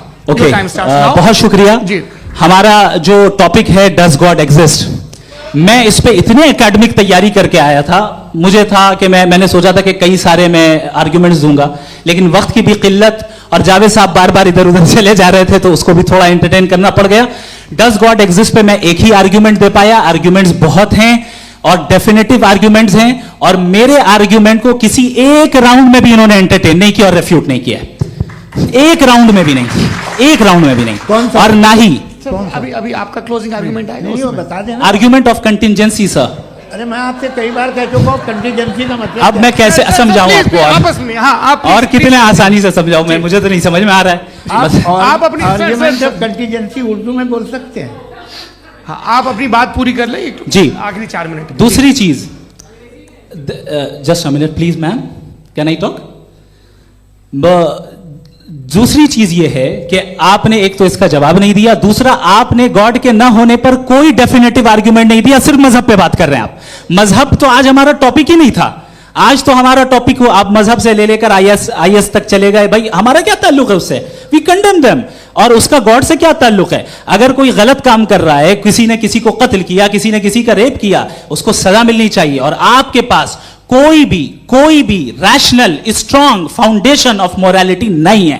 आपने कहा कि मेजॉरिटी तय करेगी सोसाइटी की, वो सही होगा, मैंने कहा हिटलर को फिर आप सही कहेंगे, नहीं नहीं नहीं नहीं, प्लैनेट की सोसाइटी की मेजॉरिटी तय करेगी, तो प्लैनेट की मेजॉरिटी गॉड के एग्जिस्टेंस को मानती है, आप कह रहे हैं ये रिलीजियस है, तो यानी आपके पास कोई स्ट्रॉन्ग फाउंडेशन नहीं है ऑब्जेक्टिव मोरालिटी का। ऑब्जेक्टिव मोरालिटी का अगर कोई फाउंडेशन है तो वो सिर्फ गॉड है, गॉड है, गॉड है। थैंक यू जी। ये मुफ्ती शमाइल नदवी साहब का क्लोजिंग आर्ग्यूमेंट था। अब हमारे पास जी, मैं जी ये बड़ा अच्छा है कि दोनों लोगों को मॉडरेटर से शिकायत भी और बोल रहे भाई हमारी शाबाशी भी तो करते चलो। अब मेरी बात जी, आपके पास जावेद अख्तर साहब 5 मिनट का वक्त है, ये आपका क्लोजिंग आर्ग्यूमेंट है, टाइम रीसेट कर दें जी। देखिए, बहुत सारी बातें हैं। गॉड का डेफिनेशन दुनिया के किसी भी रिलीजन में है कि वो ओमनीपोटेंट है, ओमनीप्रेजेंट है, he is just, he is kind, he loves you and so on. मैं जब दुनिया देखता हूँ तो मुझे कोई ऐसा सुप्रीम पावर यहाँ दिखाई नहीं देती है जो इंसान की बहबूदी के लिए कुछ कर रही हो, कमज़ोर को बचा रही हो, मदद कर रही हो, जालिम को पीछे हटा रही हो। मैं नहीं देखा, तारीख़ में नहीं। एक तो अगर है और ये देख रहा है तमाशा, तो उसका होना न होना बराबर है। दोयम ये कि ये जो है, जब आप ये कहते हैं कि कायनात जिसकी कंटीजेंसी है, मैं देखिए वो लफ्ज़ इस्तेमाल किया मैं, तो ये कैसे हो सकती है भाई, और फौरन आप सरेंडर कर देते हैं कि जाहिर है कि इसका बनाने वाला तो इससे 10,000 गुना ज़्यादा कॉम्प्लिकेटेड होगा, उस पर आपके होने पे कोई इतराज़ नहीं है, उसे वो टाइमलेस है, वो पहले से था, टाइम तो बहुत बाद में आया, ये सब आप मानने को तैयार है, जिसका आपके पास कोई सबूत नहीं, आपके पास कोई रीज़न नहीं है। आपकी तारीख क्या है मजहबों की, बिलीफ की, जो खुदाओं का बिलीफ है, ये कॉन्स्टेंटली गलत साबित होता रहा है। मतलब आप कहें कि अरिस्टोटल के ज़माने में तो सब जाहिल थे, वो भी इतने ही यकीन से खुदा पे यकीन रखते थे, जो अब नहीं रहा, ये भी नहीं रहेगा, आप लिख लीजिए। और इसके आसार आपको दुनिया में दिखाई देना शुरू हो चुके हैं। ये बहस कि आज से 100 साल पहले इस तरह हो सकती थी, यहाँ तक तो आपको हम ले आए हैं। तो सर अरे इनको मदद की ज़रूरत नहीं भाई, ये सेल्फ सफिशिएंट आदमी है, आप क्यों इनकी मदद कर रहे हैं? Sir please. तो ये जो है तमाम बातें अपनी जगह हैं, ये एक पैकेज है। आप अकेले, कोई आदमी ऐसा नहीं जो सिर्फ गॉड को मानता हो, उसके साथ बहुत पैराफर्नेलिया आता है, अलग अलग पैराफर्नेलियाज आते हैं। They are only, they have always created chaos in the society. मैं तो आपको सीधा ऑफर देता हूँ कि दुनिया में 10 इम्पॉर्टेंट बिलीव्स हैं, आप एक मानते हैं, 9 नहीं मानते, 9 में आप एथियस्ट हैं, 9 को आप बिल्कुल रीजनेबली मेरी तरह देखते हैं। तो 90 मजहबी आदमी भी 90% एथियस्ट है, वो दूसरे खुदा नहीं मानता, एक खुदा मानता है अपना वाला, बाकियों को कहता है गलत है। अगर आप मानना ही बंद कर दें तो आपका 10% चांस है कि आप सही हैं और 90% चांस है कि आप गलत हैं। मेरा मशवरा है आप मानना छोड़ दिए तो 50% चांस होगा कि आप सही हैं और 50% चांस होगा, 40% आप गेन करेंगे by becoming an atheist.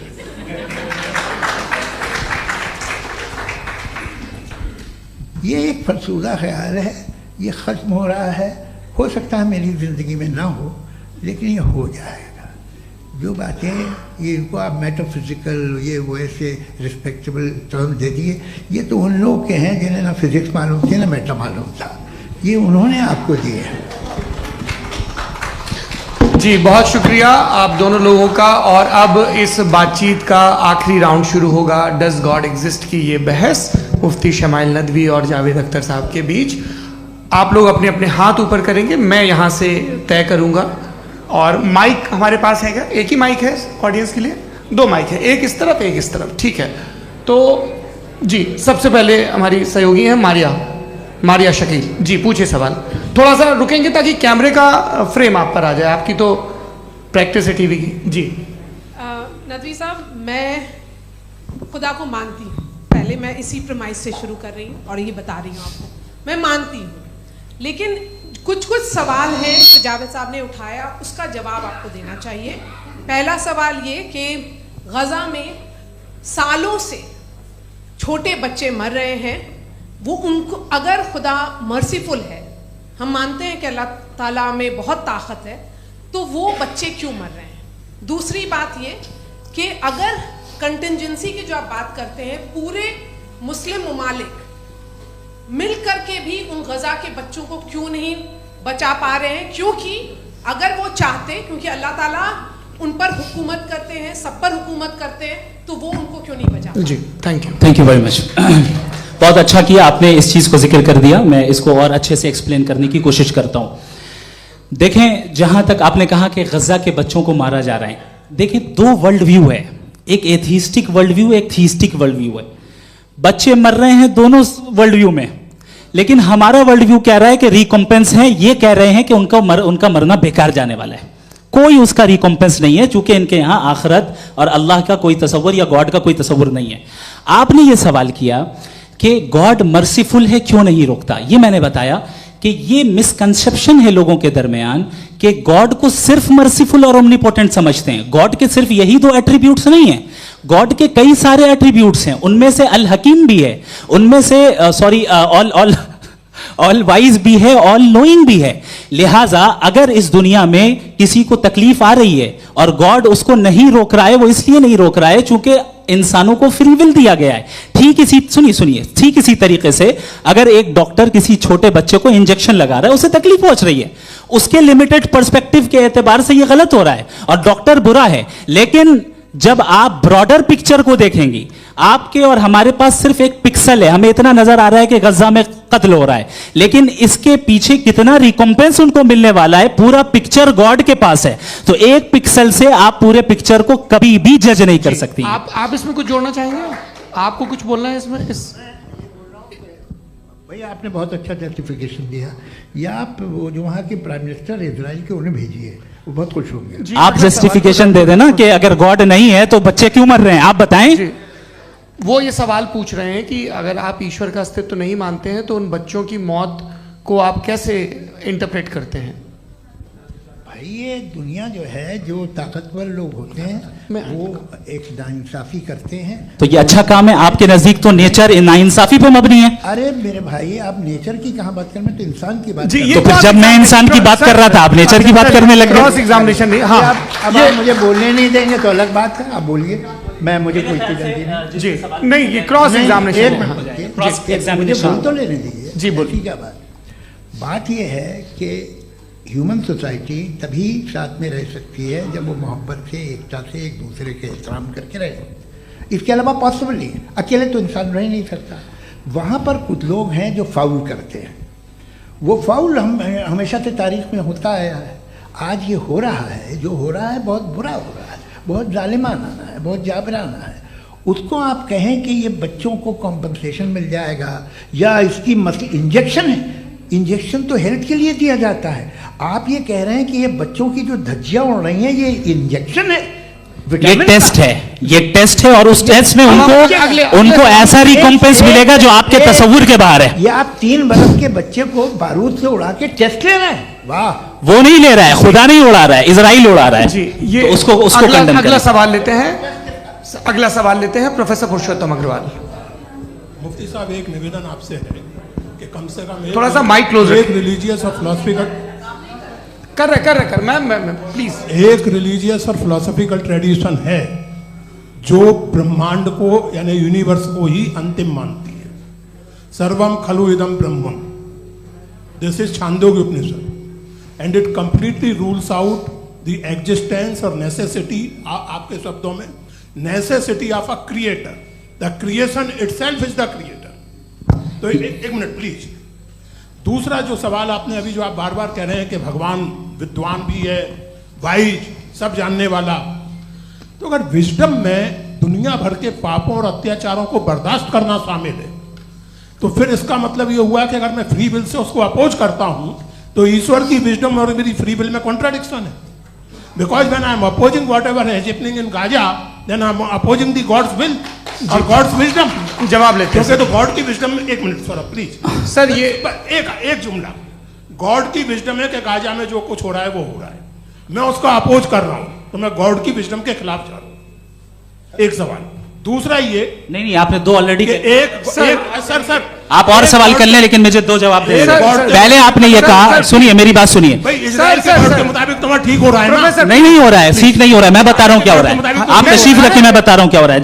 Let me complete please. एक सेकंड गाइस, एक सेकंड। ये देखिए, ऐसा है कि ये सब बड़ा आपस में विचार विमर्श के बाद ये तय हुआ था कि कुछ नियम बना लिए जाएं ताकि एक टाइम बाउंड बातचीत चले। और भाई साहब, आप बड़ा जरूरी काम कर रहे हैं, लेकिन कैमरे के फ्रेम में आके उस काम को गड़बड़ कर दे रहे हैं। ठीक है गुरु, अब मेरे को कहीं का गुस्सा कहीं निकालना था, सॉरी। नहीं, कोई गुस्सा नहीं है जी। तो प्रोफेसर ने सवाल पूछे, आप उनके जवाब दें, और थोड़ा ये सब लोग थोड़ा ख्याल रखें भाई, सवाल संक्षिप्त रखें जी। आपने 2 सवाल किया। सबसे पहला ये कहा कि हमारे पास ये कॉन्सेप्ट है कि ये यूनिवर्स खुद नेसेसरी बीइंग है, creation itself is the creator. How irrational is this कि मैं एग्जिस्ट करूंगा बाद में, लेकिन अभी एग्जिस्ट कर भी रहा हूं, यानी एक ही टाइम में एग्जिस्ट भी कर रहे हैं, नहीं भी कर रहे हैं। This is not true. दूसरी चीज, आपने कहा कि अगर इजराइल में, सॉरी माफ कीजिएगा, Israel doesn't exist, occupied Palestine में अगर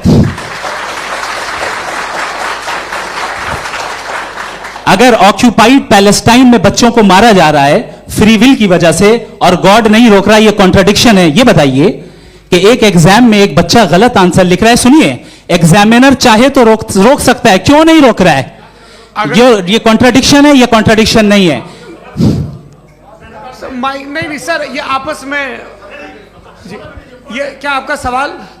माइक दीजिए। फ्री विल दिया गया है टेस्ट के लिए, अकाउंटेबिलिटी के लिए। अगर फ्री विल नहीं होता तो आप कहते हैं हमें रोबोट बना दिया गया। नॉट मिसरिप्रेजेंट माय पोजीशन, आपकी जो भी पोजीशन, मैं अपनी फ्री विल के नाते, अपने ह्यूमन विजडम के नाते गाजा में हो रही अत्याचार का विरोध करता हूं। बिल्कुल करना चाहिए। आपके हिसाब से मैं गॉड की विजडम का विरोध कर रहा हूं? बिल्कुल नहीं, जो हो रहा है गॉड, बिल्कुल भी नहीं, बिल्कुल भी नहीं।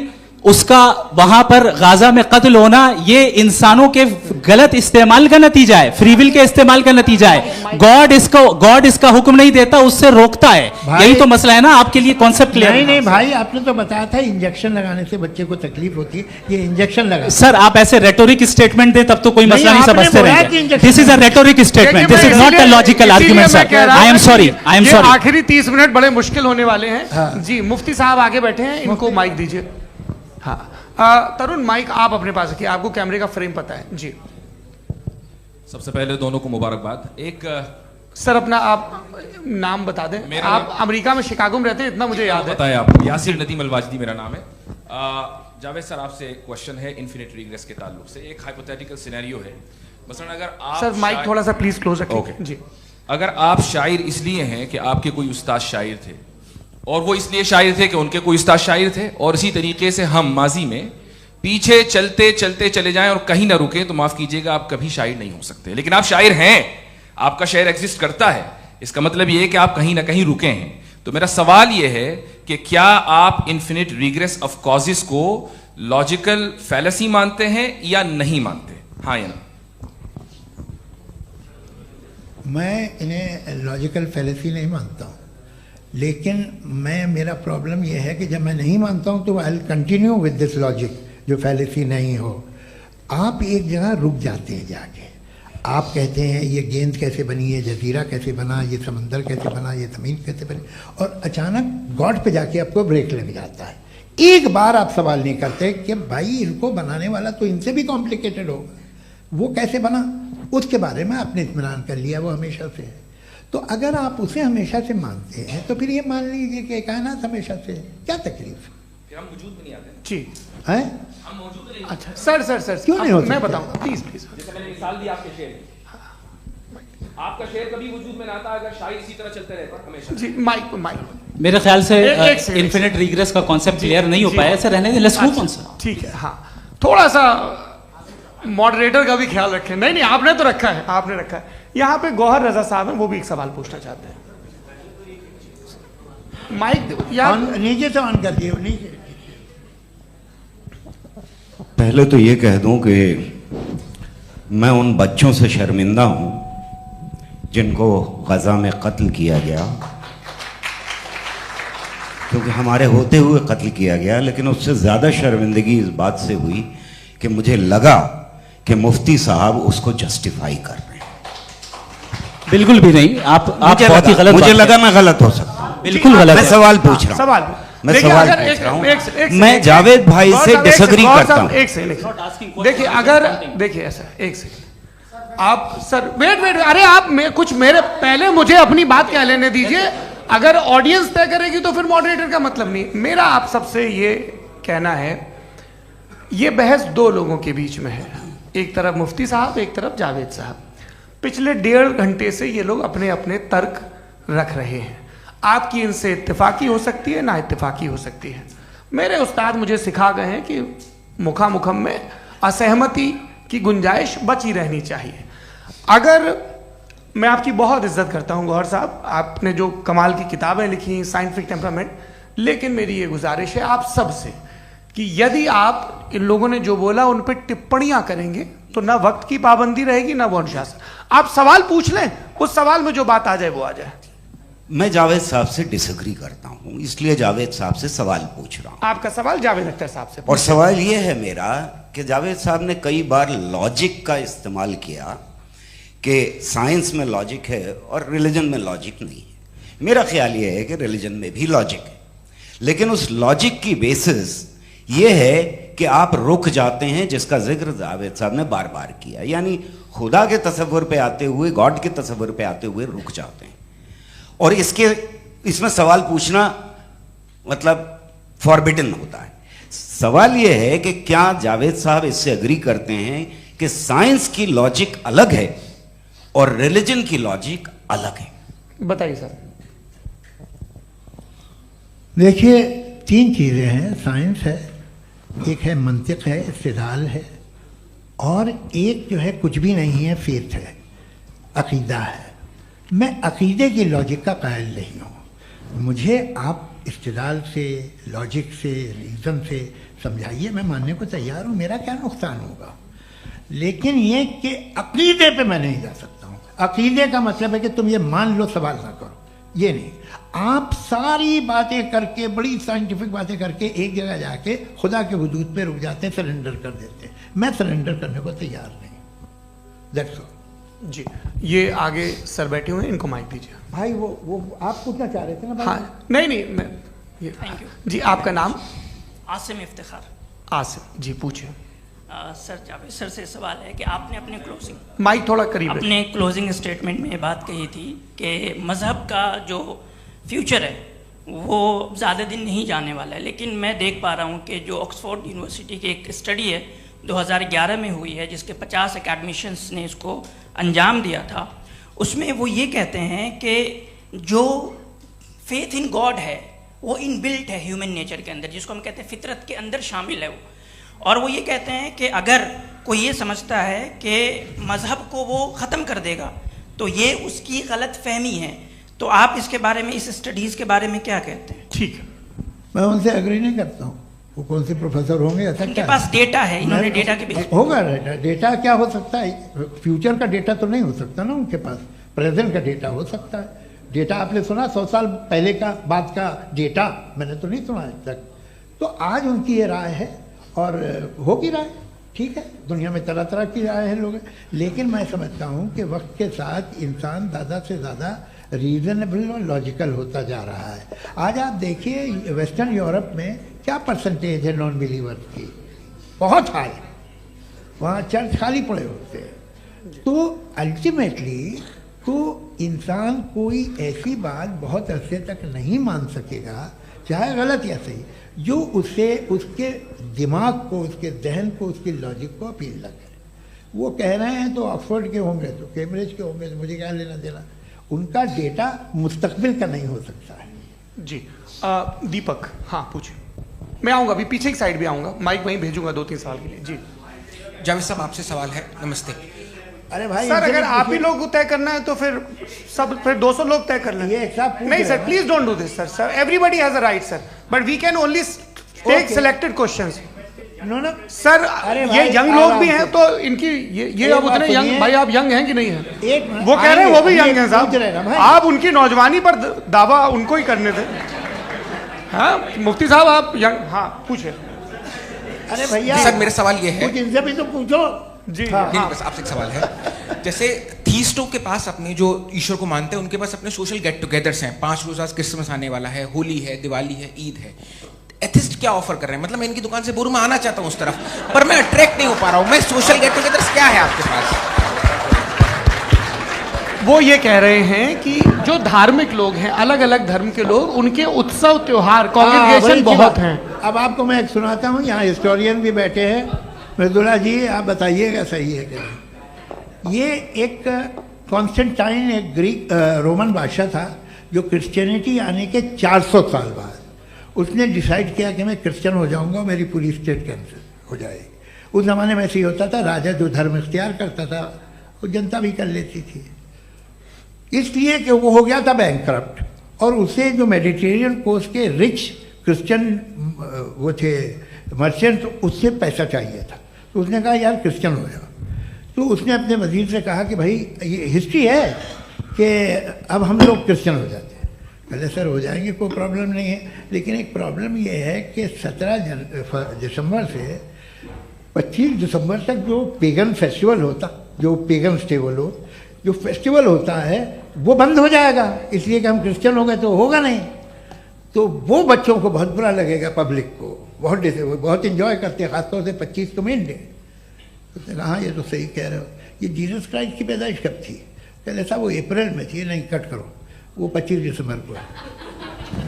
यह हकीकत है जी। और 400 साल बाद क्रिश्चियनिटी के अप्रैल से दिसंबर ले आए, और इसलिए कि यहाँ पेगन फेस्टिवल होता था। अब मनाते हैं आप आराम से। ये जो सारे फेस्टिवल हैं ये रिलीजन से, हर एक को एक इंटरटेनमेंट डिपार्टमेंट चाहिए होता है अपनी कंपनी चलाने के लिए। तो ये रिलीजन ने, ये सेकुलर त्यौहार थे जिन्हें रिलीजन्स ने ले लिया है।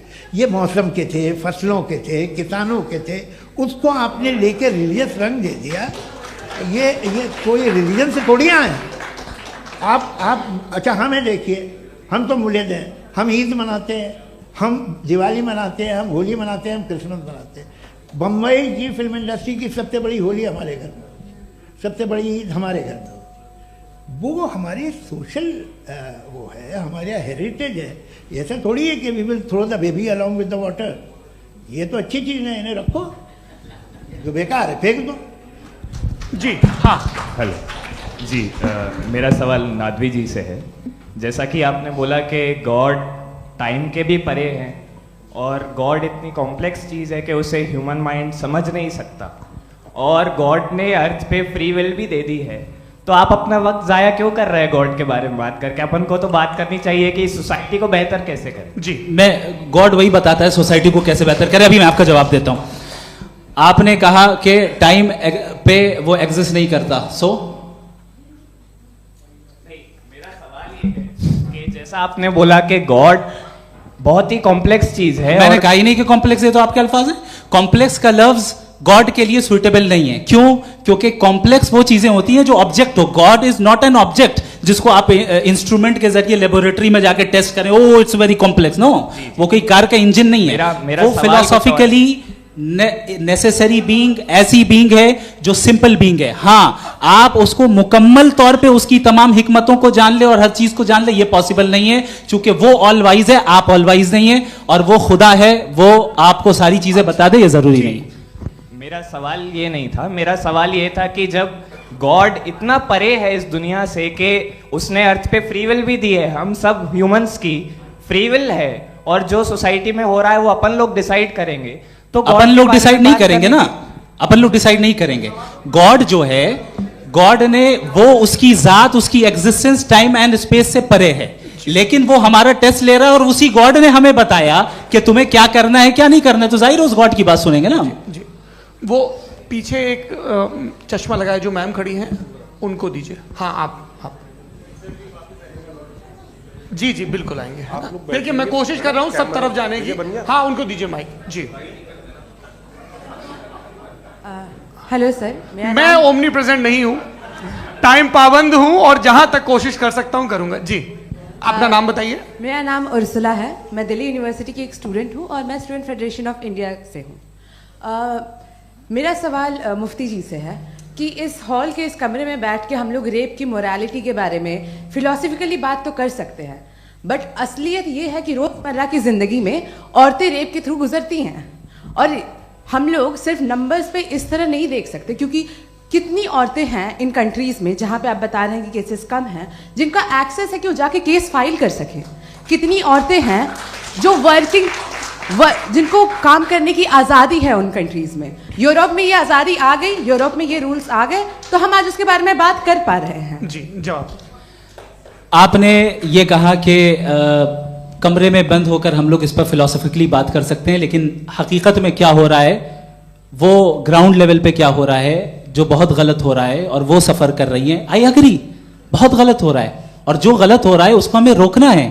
और क्यों रोकना है, वो गलत क्यों है, हमारे पास इसका ऑब्जेक्टिव फाउंडेशन है, इनके पास उसका ऑब्जेक्टिव फाउंडेशन नहीं है। मैं ये कहना चाह रहा हूं कि जहां पे भी जुल्म हो रहा है, जहां पे भी औरत पे जुल्म हो रहा है, या उसकी इज्जत लूटी जा रही है, या उसे तकलीफ पहुंचाई जा रही है, और सिर्फ औरत नहीं, किसी इंसान के ऊपर भी जुल्म हो रहा है, तो उसके खिलाफ खड़ा होना, ये मोरालिटी हमारे पास गॉड के पास से आई है। वरना जावेद साहब तो कह रहे हैं कि जो है मेजॉरिटी डिसाइड करेगी, तो मेजॉरिटी तो कभी भी बदल सकती है।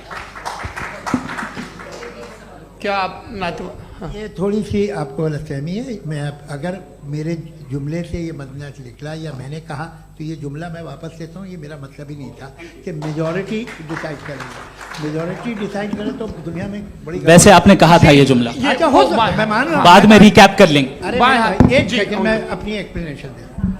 मुनासिब बात यह है कि हम सब के सब दिल में जानते हैं कि क्या अच्छा है क्या बुरा है, हमें पता है अच्छी तरह से। जो लोग बुरे काम करते हैं उन्हें भी मालूम अच्छा क्या है। यही तो सवाल था हजरत कि फिर ये मोरालिटी आई कहां से? Cross examination. हाँ जी, हाँ। मोरालिटी साथ रहने की डिजायर से आई है, यानी साथ रहकर जो कुछ कह दे, जो कुछ कर दे, वो हो जाएगा? नहीं नहीं, तो आप कायदे से रह ही कर सकते हैं जब तक लोगों में मोरालिटी हो, वरना क्यास हो जाएगा। ये आपको कैसे पता? जी, हमने देखा ना, जहां मोरालिटी का क्यास हो गया, हम देखते हैं। कहां पे देखते भाई? दुनिया में। आप जो कह रहे हैं, आप कहीं पे अगर गलत हो रहा है, इस बहस तो के उसको बाद आप मैं आप लोगों देखिए, को सर मुफ्ती साहब, आप एपिस्टेमोलॉजी की बात कर रहे हैं, मैं ऑन्टोलॉजी की बात कर रहा हूं। मैं इस बहस के बाद आप दोनों लोगों को चाय पे होस्ट करूंगा, वहां पे क्रॉस एग्जामिनेशन कर लीजिएगा। अभी ऑडियंस का हक मार रहे हैं आप लोग भाई, सर जस्ट लोग हैं आप लोग। और ये भाई ये हाँ, उधर आएंगे, जी सर आएंगे। अच्छा सर, मेरा नाम लईकुर रहमान है और मैं अलीगढ़ मुस्लिम यूनिवर्सिटी का स्टूडेंट हूँ, और जहाँ तक मुझे पता है कि sir you are also product of Aligarh Muslim University. मैं भी उसी चमन का बुलबुल। हाँ सर, तो बहुत खुशी हुई मुझे जान करके कि मैं आपसे मिलूंगा। सवाल सर, मेरा सवाल यह है, सर सैयद अलैहिर्रहमा का नज़रिया यह था कि खुदा के वजूद को अक़ल के दायरे में रह कर के तलाश करना, न कि पूरी तौर से उसका इनकार कर देना। Sir, how will you define it? नहीं, तो ये तो आप इन्हें बताइए। ये सवाल आपसे, खुदा का वजूद साबित कर रहे हैं, तो सर आपने इनकार कर रखा है, इस वजह से मेरा क्वेश्चन। उन्होंने यही सर से, एक सेकंड, सर सैयद ने यही कहा ना कि अक्ल से आप खुदा के वजूद को साबित नहीं कर सकते, यही कहा ना भाई। वो उन्होंने कहा कर सकते हैं और वो कर दिया गया आज।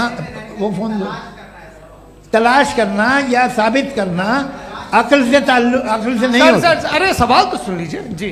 अक्ल से नहीं हो सकता है, यही कहा ना आपने। अक्ल से हो सकता है।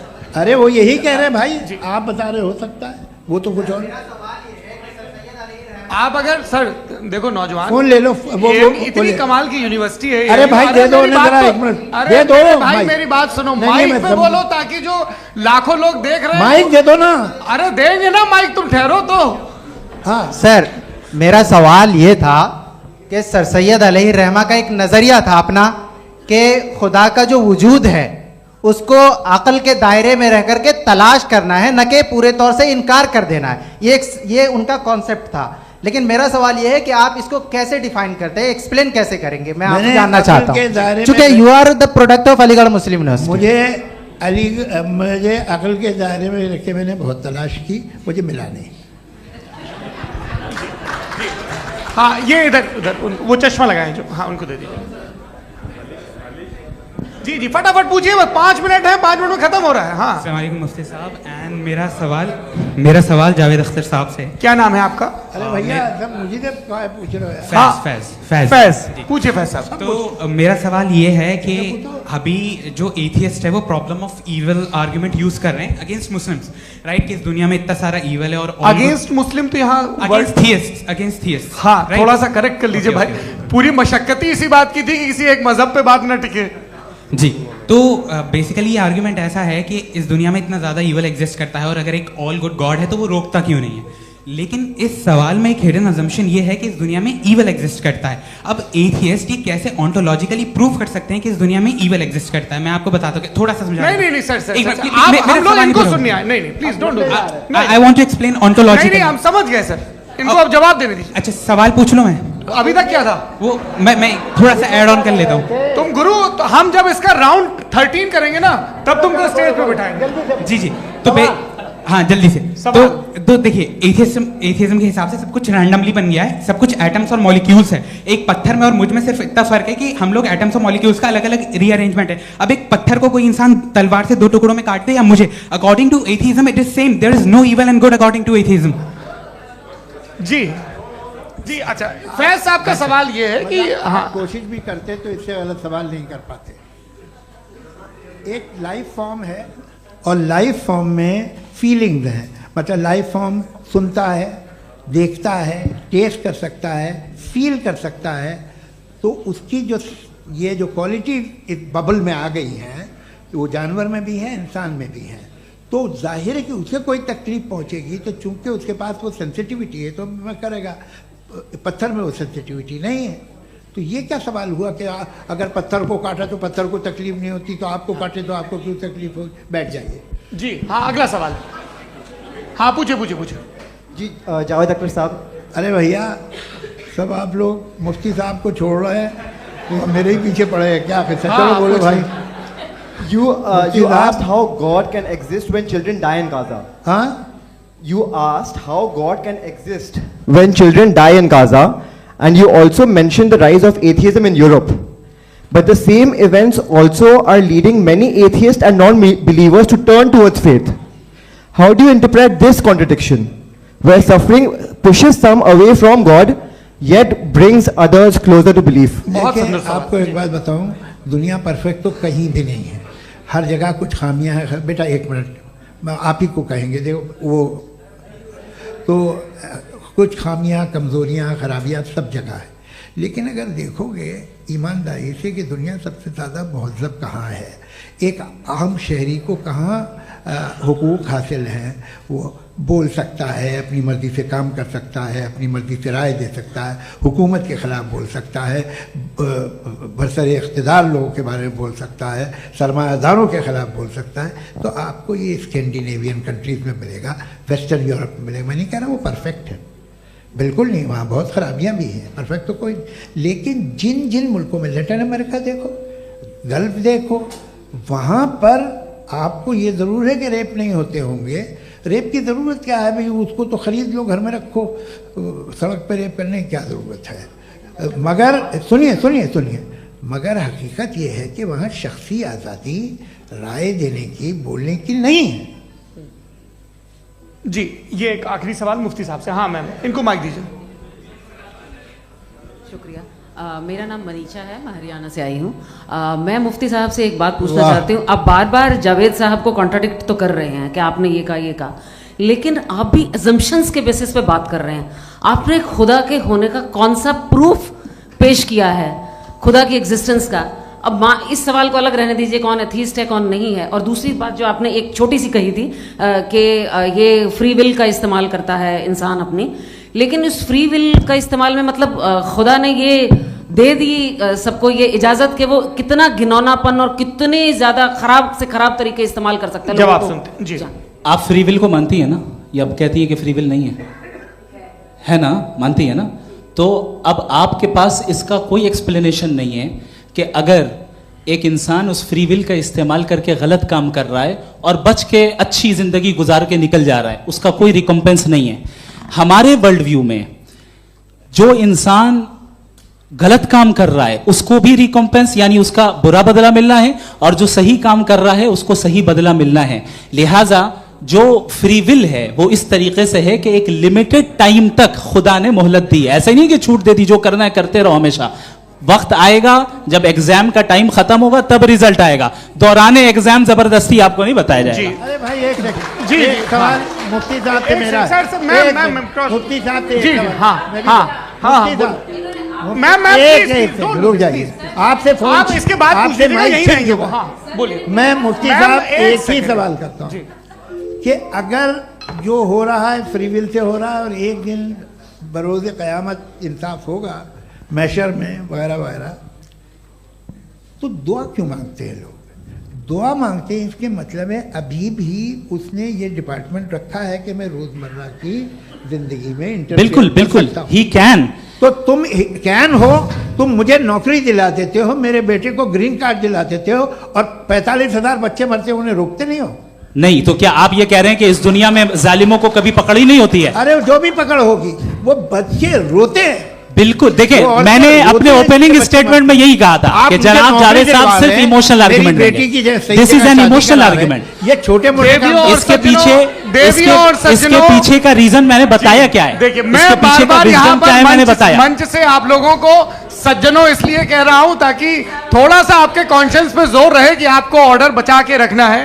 वक्त तय हुआ था, ये वक्त पूरा हुआ, आपने इतने धैर्यपूर्वक सुना, मैं आप सबका बहुत बहुत शुक्रगुजार हूं। यदि इन दोनों विद्वानों की इच्छा होगी तो कभी हम इस बातचीत का राउंड 2 राउंड 3, यही तो देखिए खूबी है इंसान की कि बहस मुबाहसे में वो पड़ा रहता है।